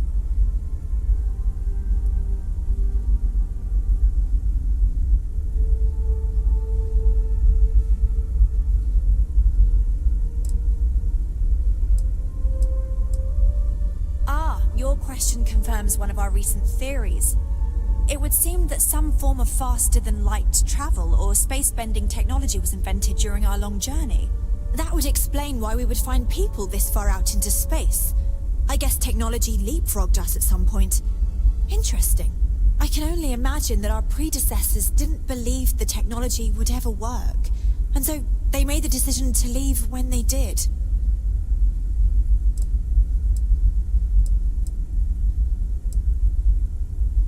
We do. Well, sort of. We saw structures using our surveying equipment. We've also seen the various ships pass us by. Some even seemed to want to communicate, but couldn't. Of course, we had no idea that they were being piloted by other humans.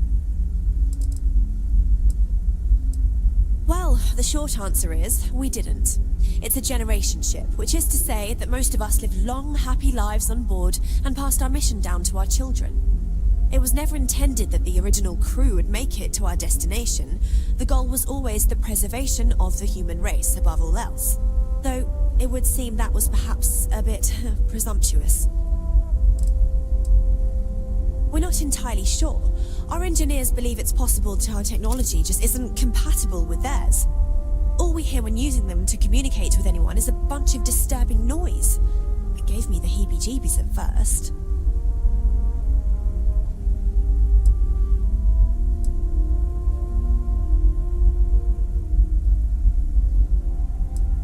Oh yes, of course. Where are my manners? Now then, please follow me. There's much to discuss first. We'll speak more on the matter once we reach the bridge.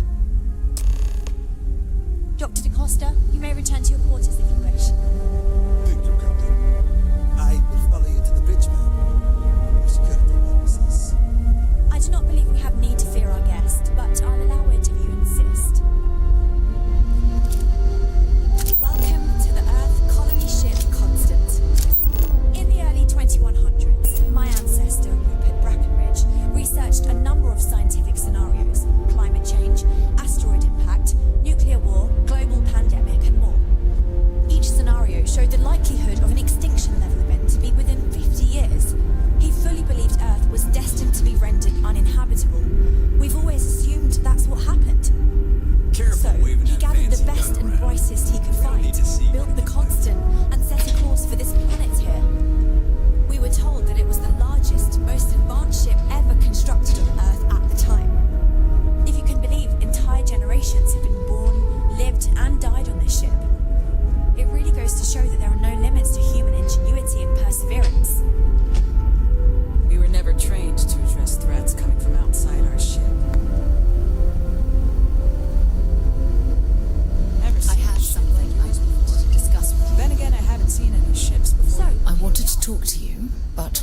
Honestly, I don't know where to begin. The Starborn's technology is simply astonishing. It's just almost too much to process.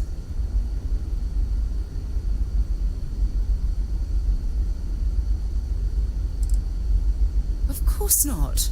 No one has. If an encounter with this level of importance had occurred in the past, I assure you that Constellation would be well acquainted with it. Yes, I suppose I am. But you can hardly blame me, can you? You do understand the significance of this encounter, don't you? This is humankind's first contact with what I believe is an alien race. A race with technology that could be far superior to our own. Oh, we could learn so much from them.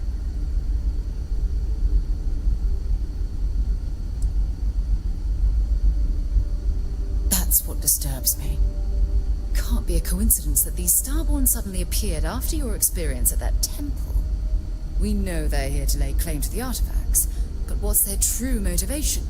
What are they telling us?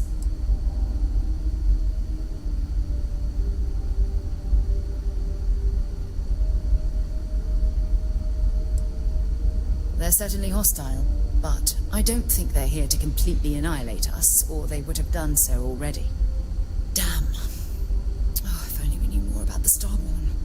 What their species is like, where they're from, how they're able to speak our language. I feel like a cadet on my very first day aboard a spaceship. My mind is absolutely swimming with questions.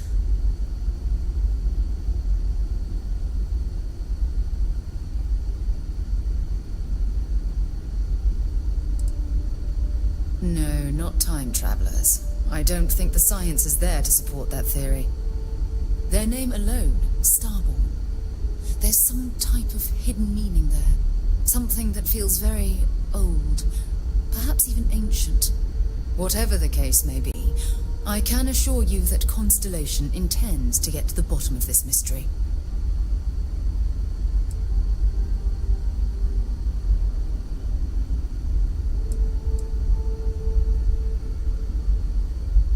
I'm not really sure.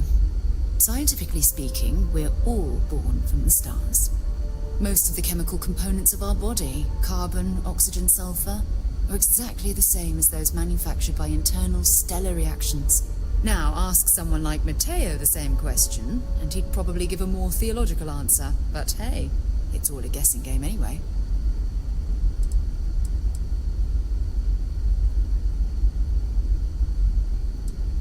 Exactly. We must use all of the tools at our disposal to learn more about the Starborn and their connection to the artifacts.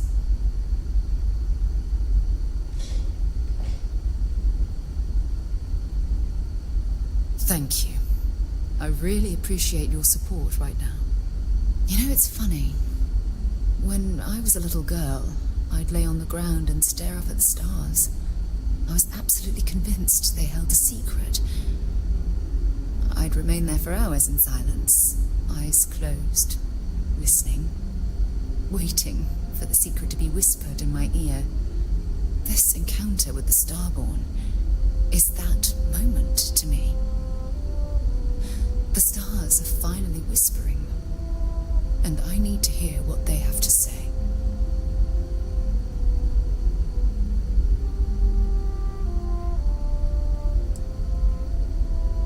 I'll be careful, I promise. Well then, I've certainly wasted enough of your valuable time. Just do be careful if you cross paths with these Starborn in the future. I wouldn't want to lose one of the most valuable members of Constellation.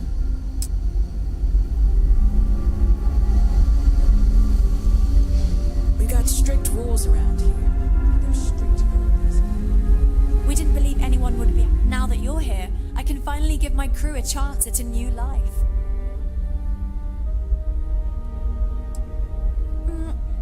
Difficult is the wrong word. It can be both challenging at times and also exciting. Our mission was to rebuild humanity on a distant world, believing that we were Earth's last hope. To think that while there has always been a Brackenridge in the captain's chair, that I am the one to finally oversee our journey's end is truly exhilarating. But with this stumbling block in our path, at this final moment, I fear tough choices will need to be made.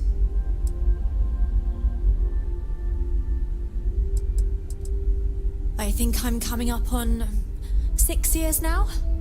I was only a teenager when my father died, passing command of the ship to me, as is tradition. Because of that, I've had to sort of learn as I go along, instead of taking years of study and apprenticeship under the prior captain. I think some people on the ship resent me for not having the level of experience as my predecessors. But at the same time, without my command, we likely wouldn't have made it here so quickly.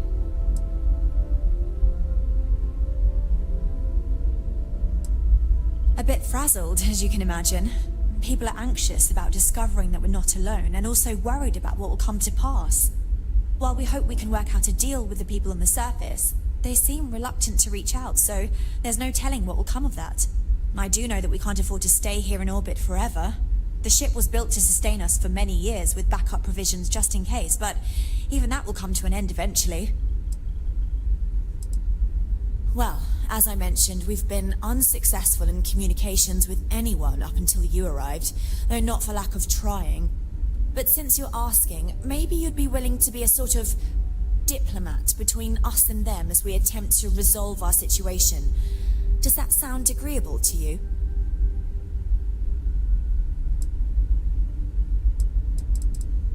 We suspect that our equipment is woefully obsolete compared to whatever you all have now. In all honesty, we never expected to need to communicate with anyone, so our comms aren't particularly robust. That limits our options. We even attempted communicating with lights and sounds, something we saw in an old movie, but I don't believe they picked up on it. If anything, it may have inadvertently alarmed them. We know there's a settlement on the planet below, meaning people were here before us. You see, we intended to settle here, but we assumed that they intend to defend their claim given their presence here. We'd like you to go speak to them on our behalf and help us negotiate a solution, preferably one that favors us.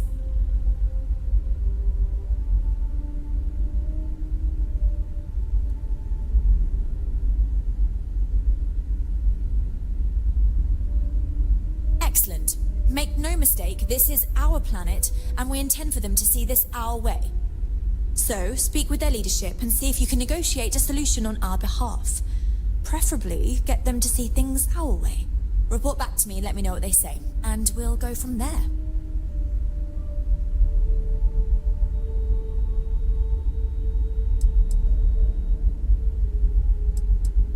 Thank you, and Godspeed.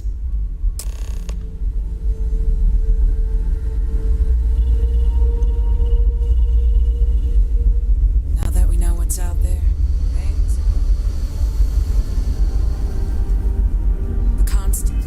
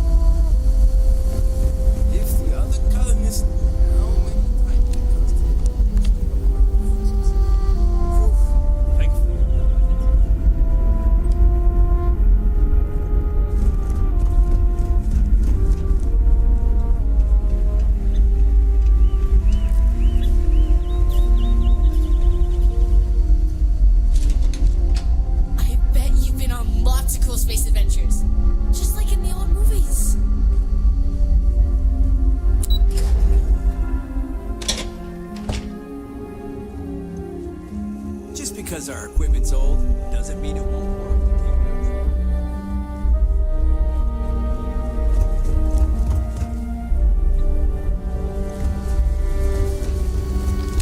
I wonder what else is out there.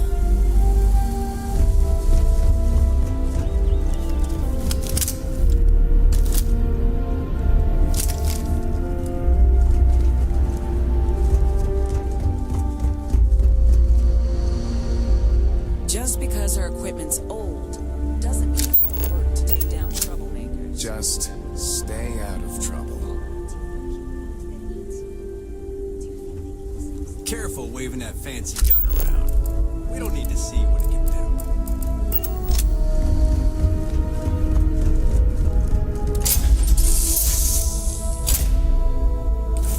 The word and we'll get underway.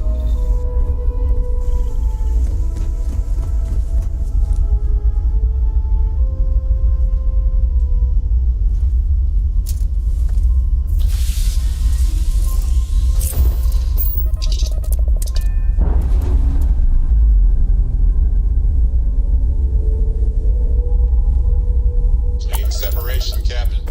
Perfect.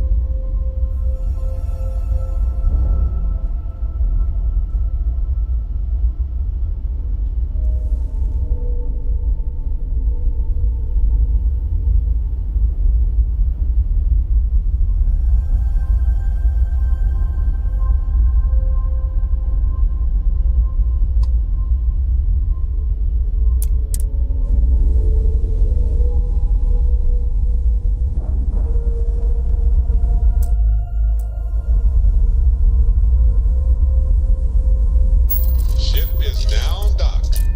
Perfect. Didn't even smudge the paint.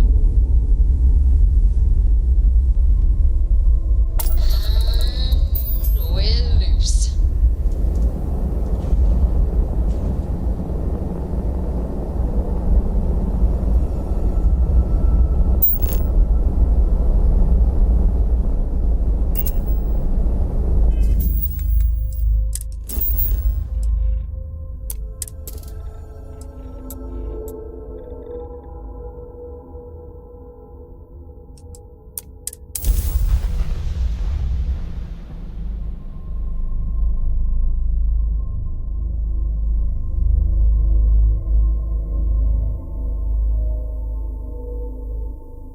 Landing site locked.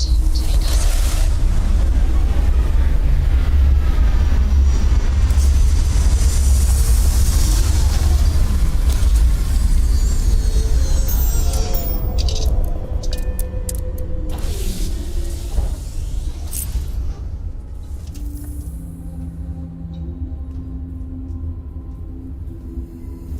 I'm all ears. Yeah, what's up? As we were landing, I picked up a message from Aja. She said to meet us at the park overlooking the ocean. Before we go to the ceremony, I want you to look me in the eyes and tell me this is exactly what you want.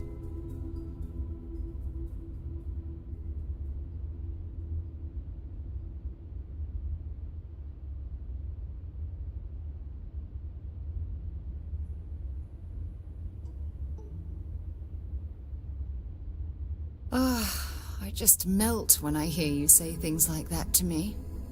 I love you, and I'm forever thankful to have someone as amazing as you in my life. Now come on, Aja is waiting for us. But first, we should probably say something to my mother.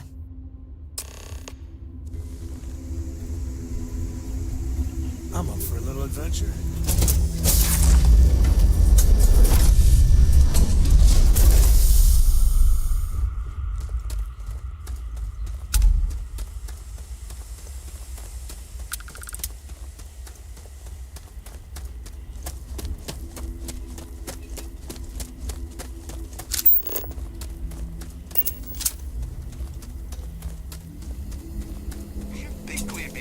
target for pirates, but they know to stay away for the most part.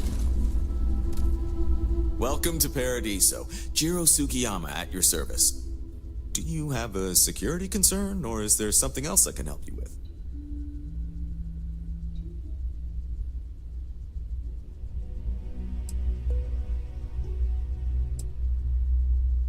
Honestly, it's not as exciting as you might think most of the time.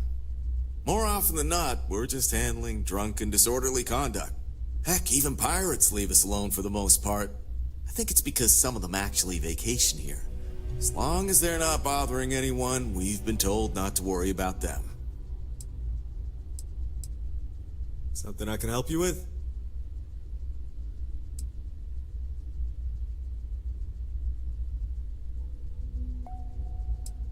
Oh, yes. Let's get right to it then. As you can imagine, we've got a predicament on our hands. Under normal circumstances, we would not enlist outside help in this manner. But this is a matter we can't afford to worry our guests about. As such, we need to handle this discreetly. Failure on your part to do so could have severe consequences. So, before we proceed, can you swear not to discuss this with anyone else unless explicitly directed to do so?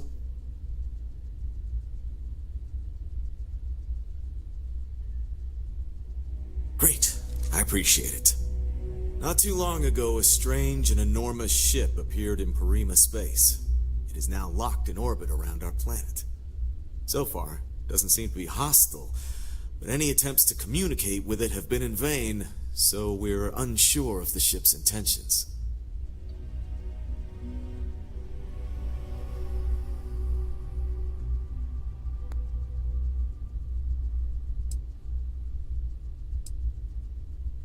I see. Well, if you're speaking on their behalf, I'll refer you right along to the chairman of the Paradiso Group's board, Oliver Campbell. All formal decisions will go through him, not me.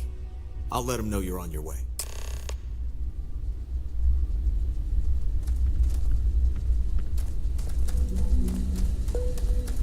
No major incidents in a while. Let's hope it stays that way.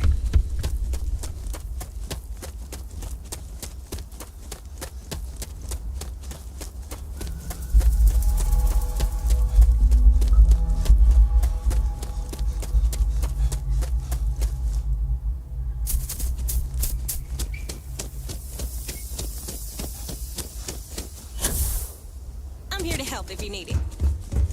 I'm here to satisfy your needs. Oh, this looks like a lovely place for us. Day.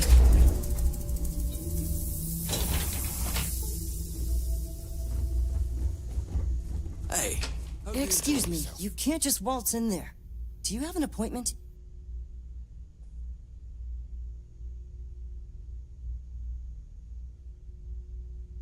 Oh, you're the one they're waiting for then. Do you need anything else from me before you meet with the board?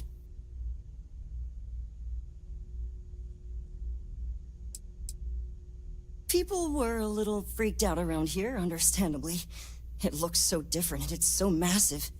We honestly thought we were under attack by an unknown entity. But then, nothing happened. It just stayed there. No one could communicate with it. And we've been very careful not to alert the resort guests. The board believed it would be bad for business. What I could tell you would get me in a lot of trouble. Most of them are typical sea-level execs. I doubt you even need to use your imagination for that. The ones that show up to work day to day, at least. I swear, I've never even met some of them, because they chill at their own private, secluded beach homes all the time. Anyway, be smart around Oliver. He's got a way of getting what he wants without you realizing it. And that's all I'll say. I can't speak for anyone else, but I've got a pretty high-pressure job working as the executive assistant to the Paradiso board. You can imagine, dealing with a team of execs, trying to manage all of their schedules and their other whims. But it pays well, and they give me a nice executive suite at the hotel to live in, so it's not all bad. Free access to all the resort's amenities after work helps too. Sure, have fun in the shark tank. And don't worry, even they call it that. We've got some of the best private security in the settled systems. I just feel that we should be focusing on the natural beauty of this planet, not our amenities. There are millions of planets out there. People can go to any one of them. The resort facilities are precisely what we bring to the table. Heck, it's the only thing we've really got to offer.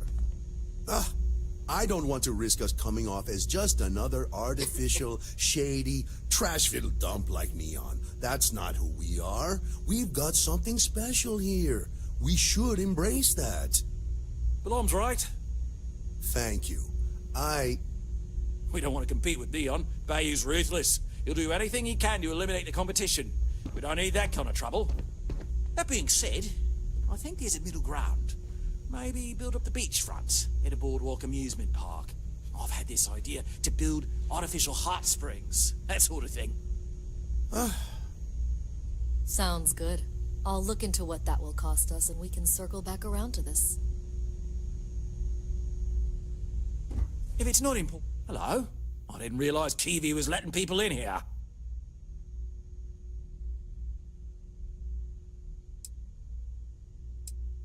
I am.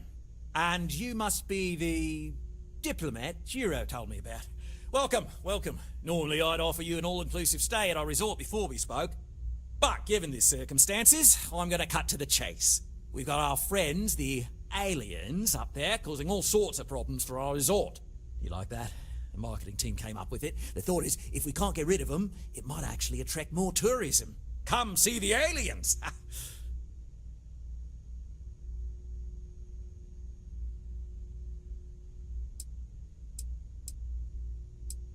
We run a premier resort getaway here. We can't have our guests concocting stories about some budgy old ship hanging around up there. As it is, we've had to reroute our luxury liners round the other side of the planet on entry so no one sees it. It's bad for business. We need to nip this in the bud and take care of it before the tourists catch on and cause a scene.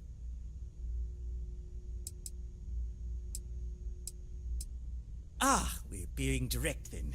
Good on you. So, what do you know about this dodgy ship I'm hearing all about?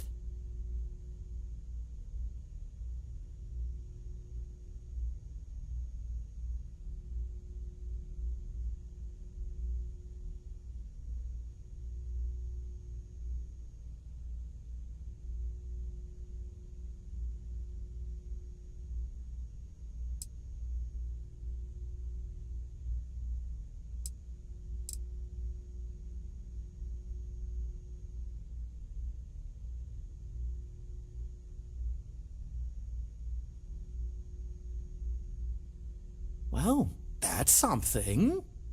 Shame we can't just tell them kindly to bugger off. Something tells me that's not going to work. Now, tell me, what are we going to do about it? Give me some proposals, people. I need something to work with here. We could offer to resettle them here. There's more than enough space. They could stay here, temporarily, but it'll cost them. Quite a bit, too. They'd need to work off all their debts before being allowed to leave. Maybe not. What if we help them get out of here? Outfit their ship with a grav drive so they can find a new home. We could even lend our engineers to help and give their captain an updated star map. What do you think? Sounds costly. We can't absorb that cost, and it's unlikely they even have compatible currency, let alone enough for the transaction. Someone else would have to foot the bill. Oh, I swear this would be a lot easier if they ceased to exist entirely. Anyway, Seema's got the right idea. Either works for me. Just tell me what you want to do.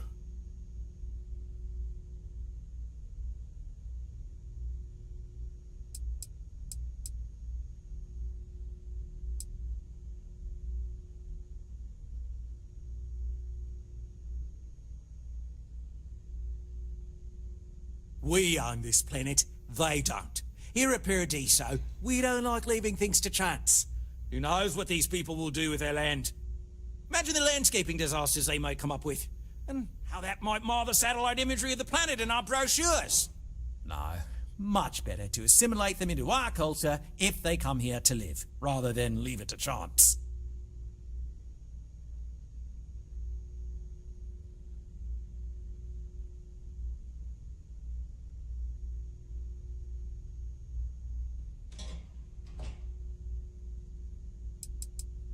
Well, absurd or not, that's our official stance. I make the decisions that are best for our entire group. You don't.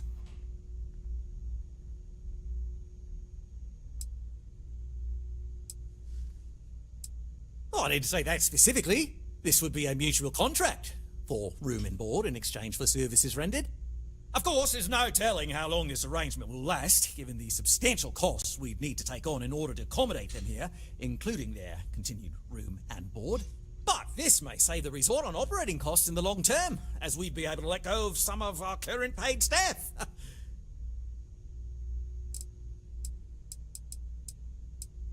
It's not our responsibility to bear the brunt of that cost. We're being more than generous by offering the use of our engineering team to help install it. A custom grav drive can't come cheap, and I assume they have neither the monetary means nor the connections to get a hold of that kind of technology. That leaves the only other party in this negotiation. You. I'm not suggesting anything, other than it would make our lives so much easier if that ship ceased existing. Make of that what you will.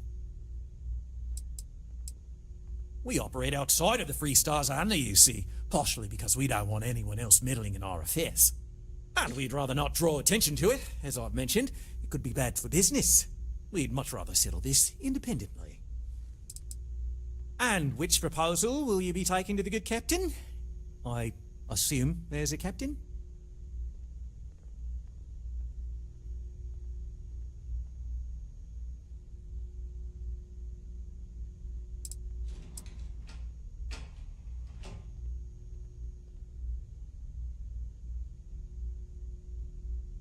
They'd be hard-pressed to defend their claim in any courts.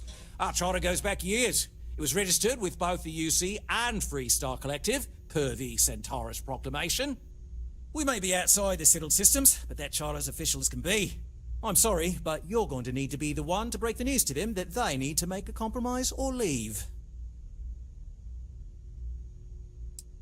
I have no idea, because I'm not suggesting anything of the sort. But it's a wonder that old ship made it all the way here in such a relatively short time. Must have really been pushing themselves.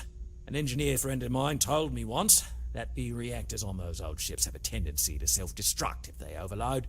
Of course, their engineers must have taken great care not to push it too far. Someone would likely have to override the safety systems in the reactor computer. But who would do such a thing?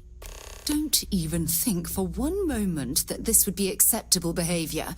You can't just blow up their ship. That's insane.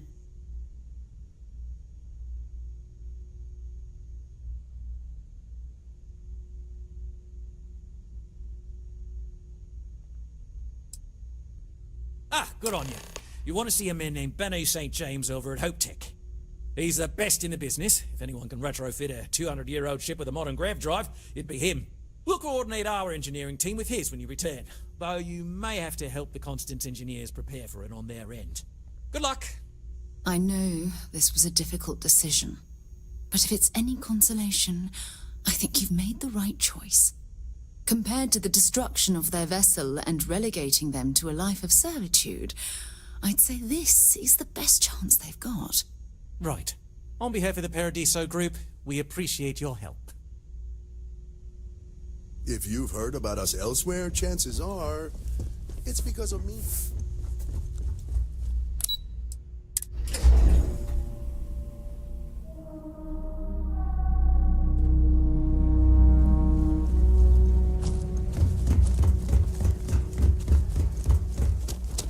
It's beautiful out there, isn't it? Your safety is our #1 priority. Paradiso is absolutely beautiful. Can you possibly imagine a more tranquil place for a resort?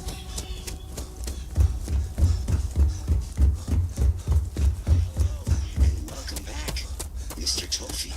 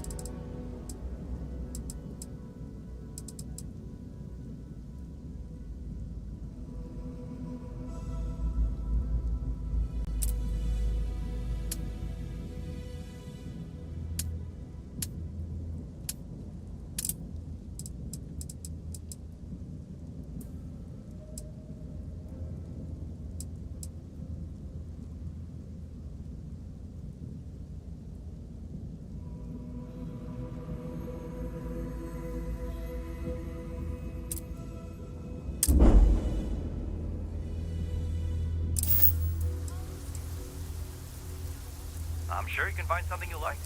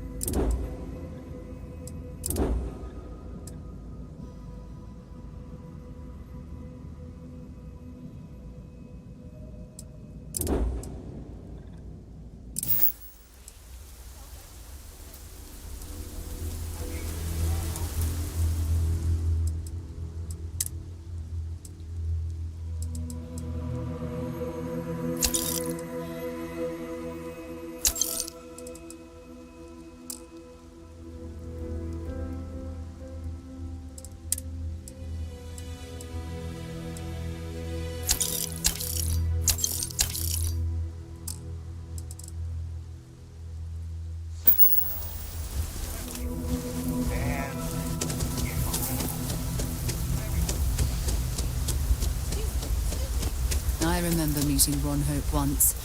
Idealistic and perhaps a bit of a dreamer. But you have to admire what he's accomplished.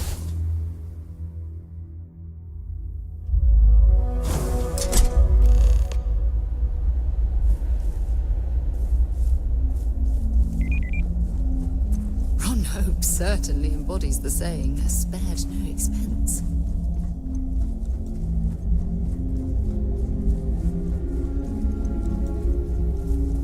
Just 3 more to go until break. Oh, hello. Someone worth paying attention to. Sure, that sounds like me. What can I do for you? I'm a little busy, but I think I could spare some time.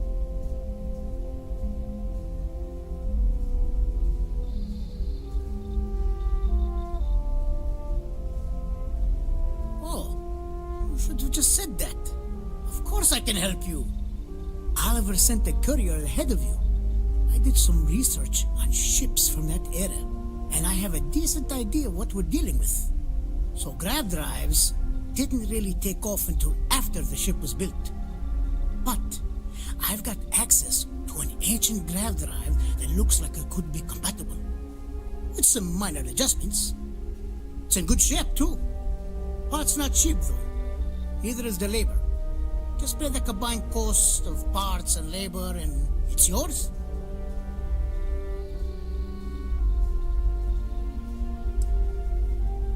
It's a pretty big ask, given how rare these old grav drives are.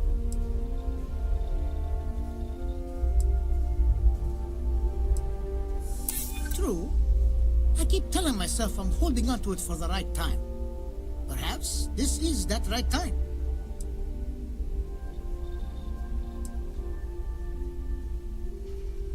Yeah, I hope so.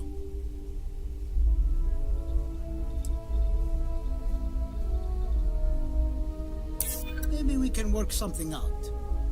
Tell you what, sounds like this is for a good cause. While I can't give you the part for free, I won't charge you for the work.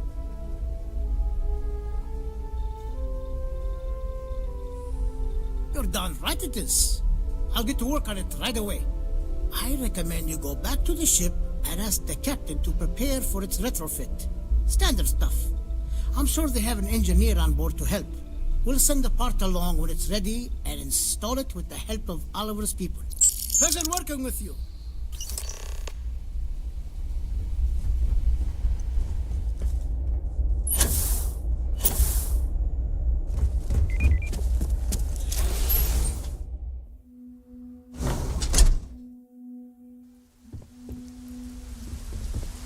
I don't want to hear any complaints.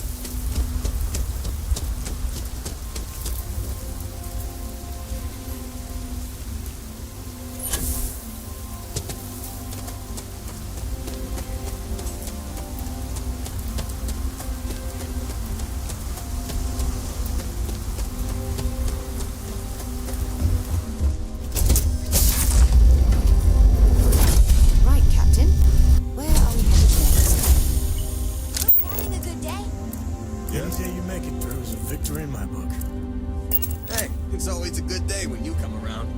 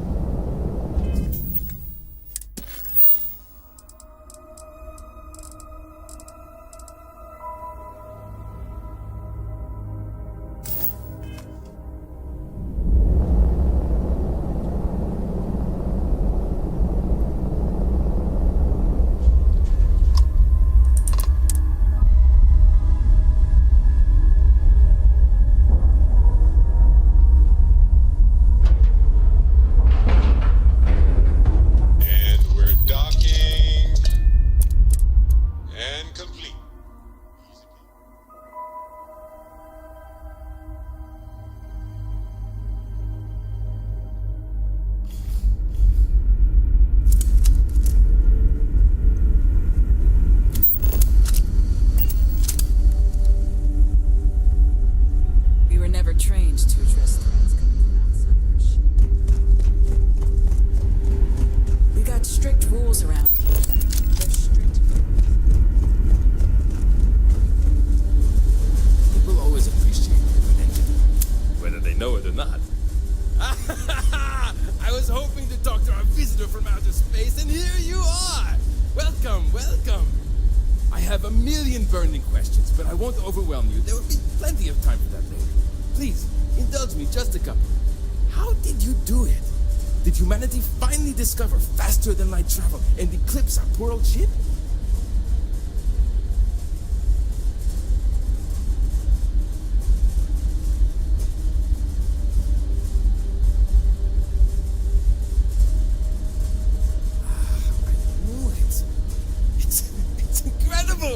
I read about this technology in our archives from Earth, but it was only theoretical back then. Amazing! I'll have to learn more. Oh, I've got so many questions, but I'm being rude. I haven't even given you my name. Chief Engineer Kazemi, but you can call me Amin. And, I might add, I'm one of the reasons we're still floating out here today.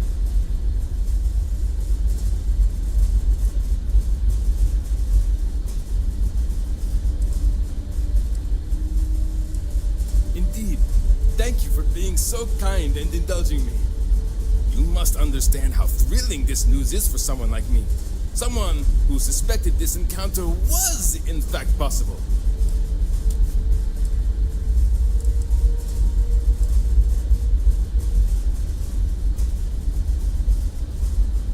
Ah, great question. I do not know for sure, but I can venture a guess. All of the reading I've done on the matter suggests that at the time, there was uncertainty that the technology would ever work, or if it did, that it would work at the scale we needed. So, I trust they made the decision to strike out when they did, fully believing it was the only way.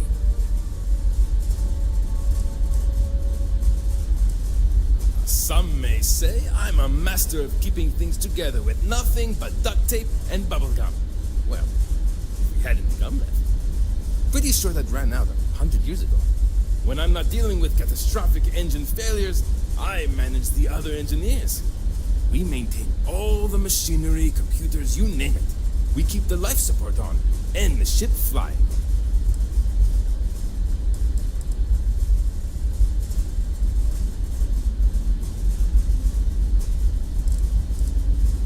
Many years ago, when I was a junior engineer, the reactor's computer burned out. The computer that controls the reactor's various regulators. I'll spare you the details, but when that happens, the ship and everyone on it is in danger of turning into a mess of hot slag. I had to jury-rig parts from old media devices to prevent a meltdown. And that's how I became the boss around here. Yes, so many! Does everyone have their own spaceships like you? Do people only live on naturally habitable planets, or did they learn to terraform? Are we in contact with alien species? I have so many more, but I don't want to take up all your time.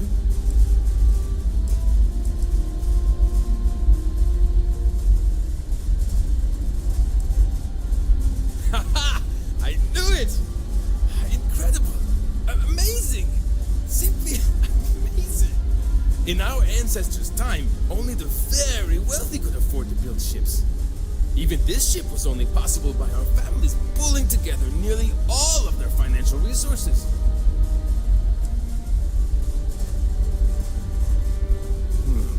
I'm not surprised.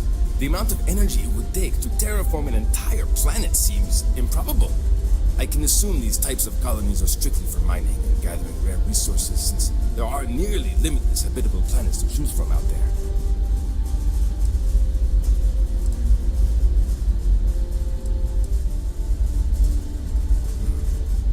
Disappointing, but not unexpected. When you showed up, I tried to tell the others about the Fermi paradox. I suggested that the most likely explanation for you was that humanity had developed faster, more advanced technology and had leapfrogged us. Seems I was right. Thank you for taking the time to talk with me. I can have a bit of a big personality, I'm told, so let me know if I ever get on your nerves. What grab drive?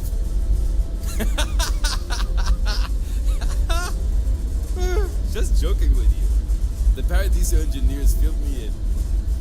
Okay, let's see what we need to do. All right. This will be fun. And hopefully there will be no explosions in the process. I have just received word that the drive is here. Ready to get to work?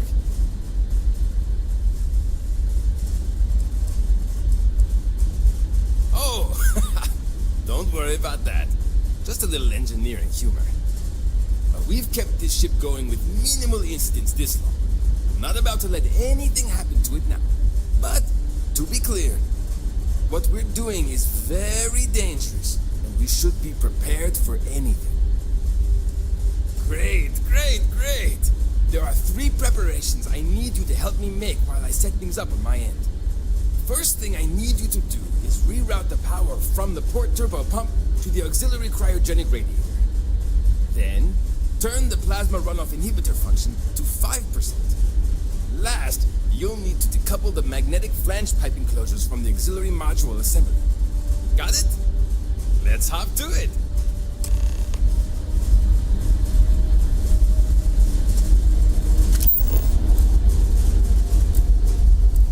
Sure is nice to know there are other people out there. I wonder what it's like out there, Bill.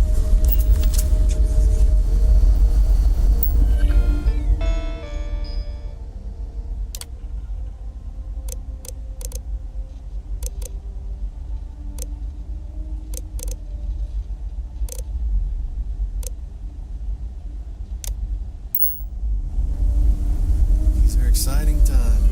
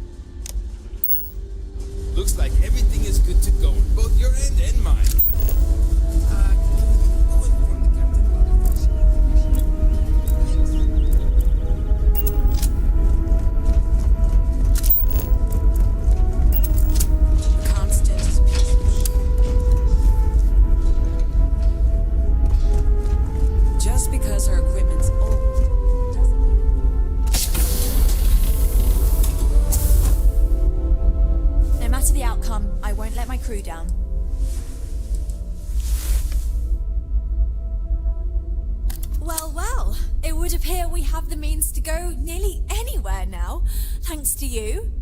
The engineers even upgraded our communications equipment so we can speak with passing ships. Turns out it was a pretty easy fix. Thank you again for all you've done.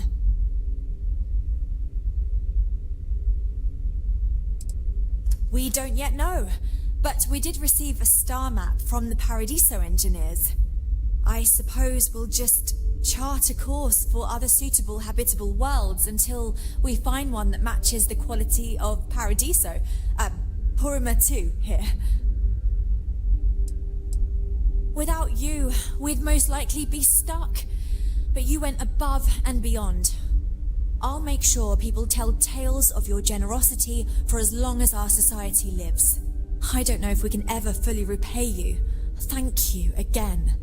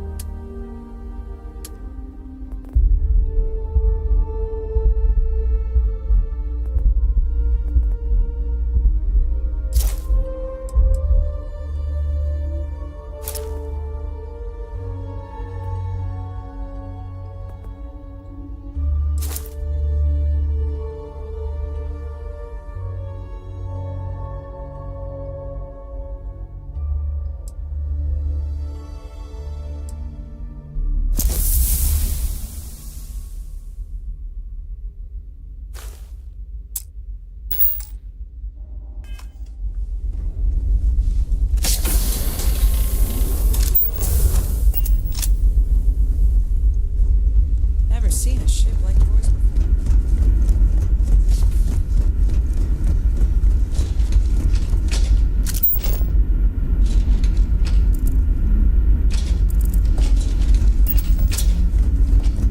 We've got strict rules around here, but they're strict for a reason.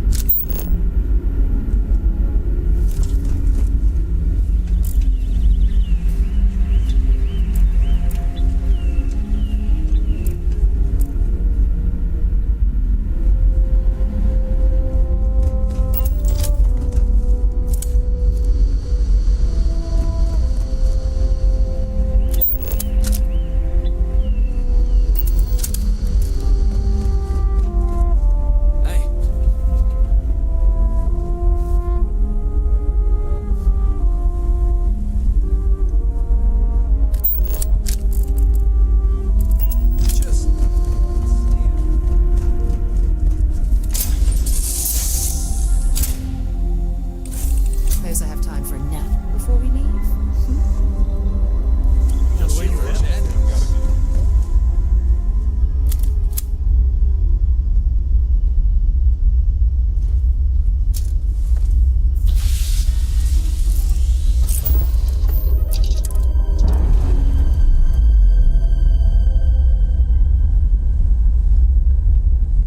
Operation complete. Thrusters free.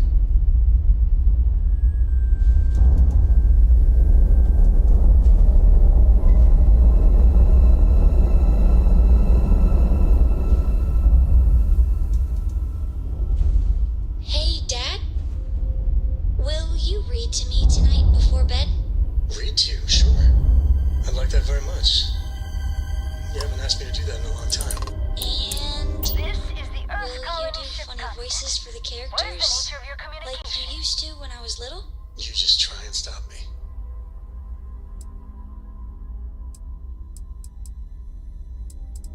Oh, yeah, I heard about you.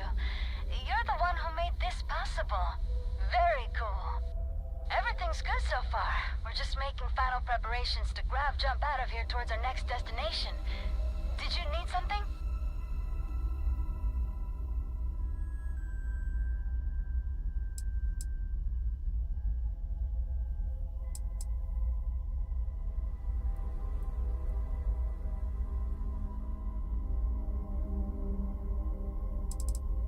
That'd be great. Hopefully you can find us out there exploring, or if we finally settle. Take care.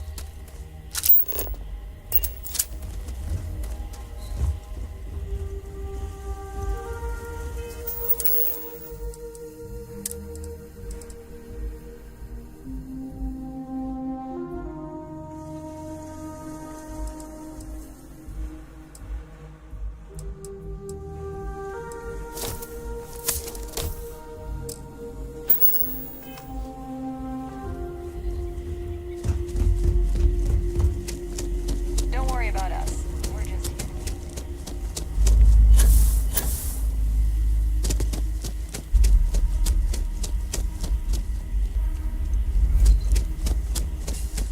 Your safety is our #1 priority.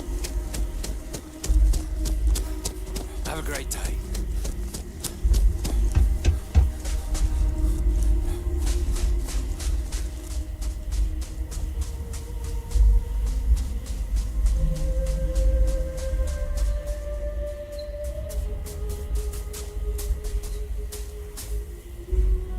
It certainly was nice of you to think of me when sending invitations to my daughter's wedding. It's good to see you too, Mum. I just wish you would have given me more notice. Or maybe some time to get to know your dear partner. I barely even know his name.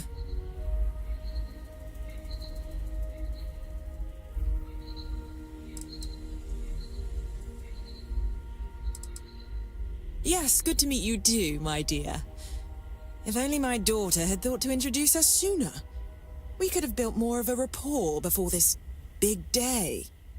We'll have plenty of time to talk more later, I'm sure, after the ceremony. Anyway, I'm sorry, Mum. I know how this must all seem to you. This was a sudden decision, and we didn't want to waste any more time. We wanted to keep the ceremony small and involve only the people I care about the most. Sarah, dear. I hope you know that I am delighted to be here, to see you finally get married. It's been a long time coming, and I wouldn't miss it for the world. Thank you for coming, Mum. We'll be sure to talk more in a bit. But for now, let's not keep poor Aja waiting. As soon as everyone is present, we will begin. It's so lovely to see you, Sarah. It's wonderful to see you too, Aja. This is the one I told you about. I've heard a lot about you. All of it good. You're quite a catch. 10 seconds in and already you're embarrassing everyone. Before we go any further, I just want to make sure that you are right for Sarah. She's quite special,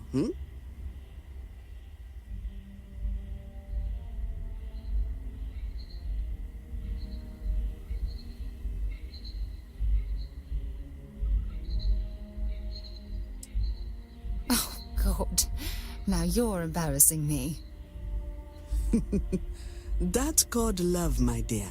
You better get used to it. Well, I've seen enough.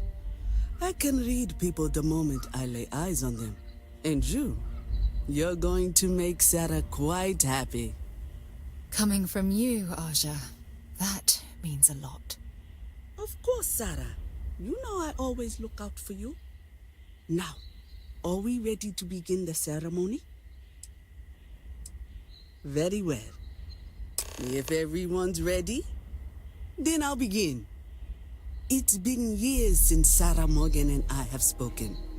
And though it might appear that we've grown apart, I feel that we've become closer friends than ever before.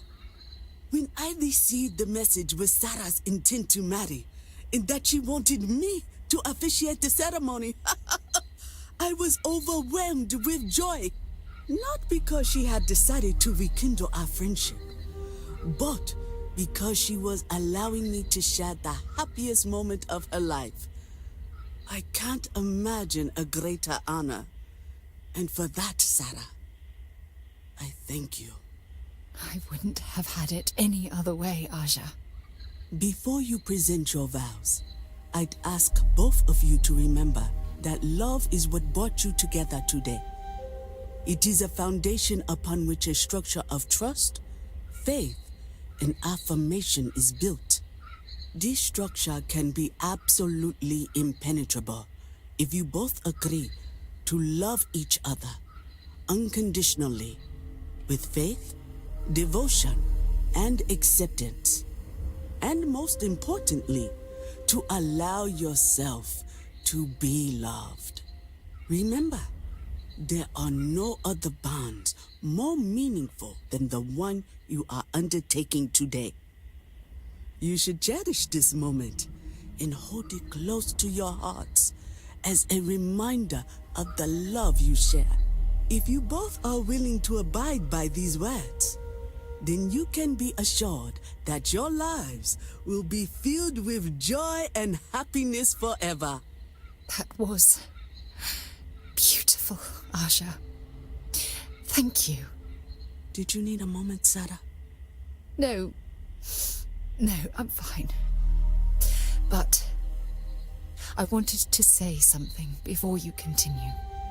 When we stood beside that waterfall in New Atlantis, you told me that I deserve to be with someone who understands my feelings. It was at that very moment I realized I wanted to spend the rest of my life with you. Your love means everything to me. And I swear to return that love freely and unconditionally, without hesitation. This is my solemn pledge to you. From deep within my heart, from deep within my soul, for all eternity. And you? Did you have anything you wanted to say to Sarah?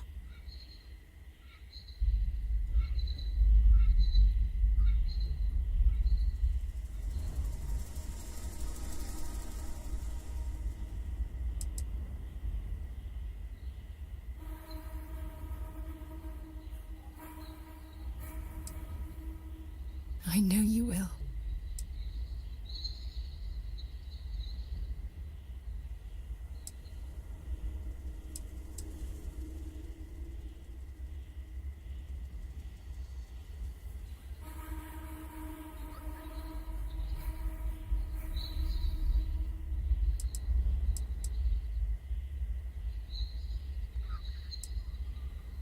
I don't deserve someone as special as you. You had a gift, Sarah? Yes. I wanted you to have this as a token of our love. I'm giving this to you as a symbol of the clean break I've made from my past. Oh, it would have been impossible without your help. And for that, I'll be forever grateful. With these promises of affection and these vows you've exchanged, by the power vested in me by the Articles of Constellation, I happily pronounce you life mates. Congratulations! Aja, I don't know what to say. That was... amazing. I couldn't imagine having the ceremony without you. I'm glad everything worked out for you, Sarah. I'm only sorry that we waited so long to reach out and contact one another.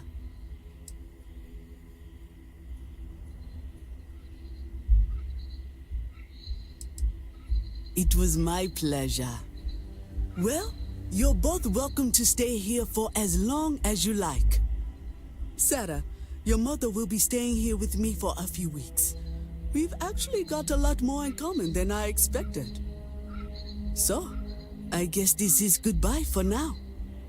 I wish the both of you a happy and healthy life together.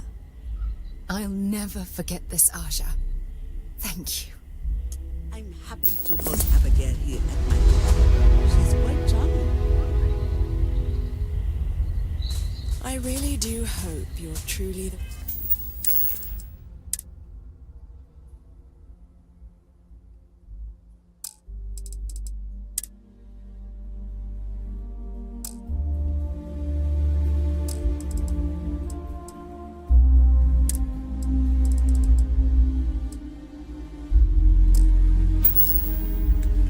one for my daughter.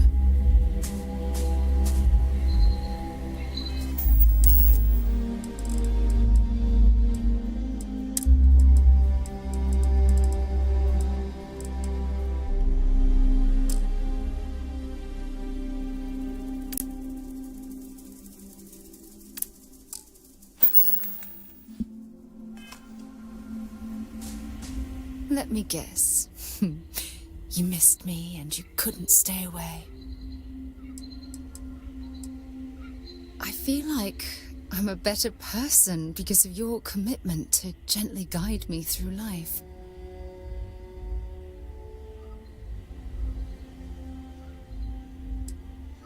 If it keeps us close, then I'll gladly say those words every time you ask. It was a wonderful wedding. I was so happy to officiate for you.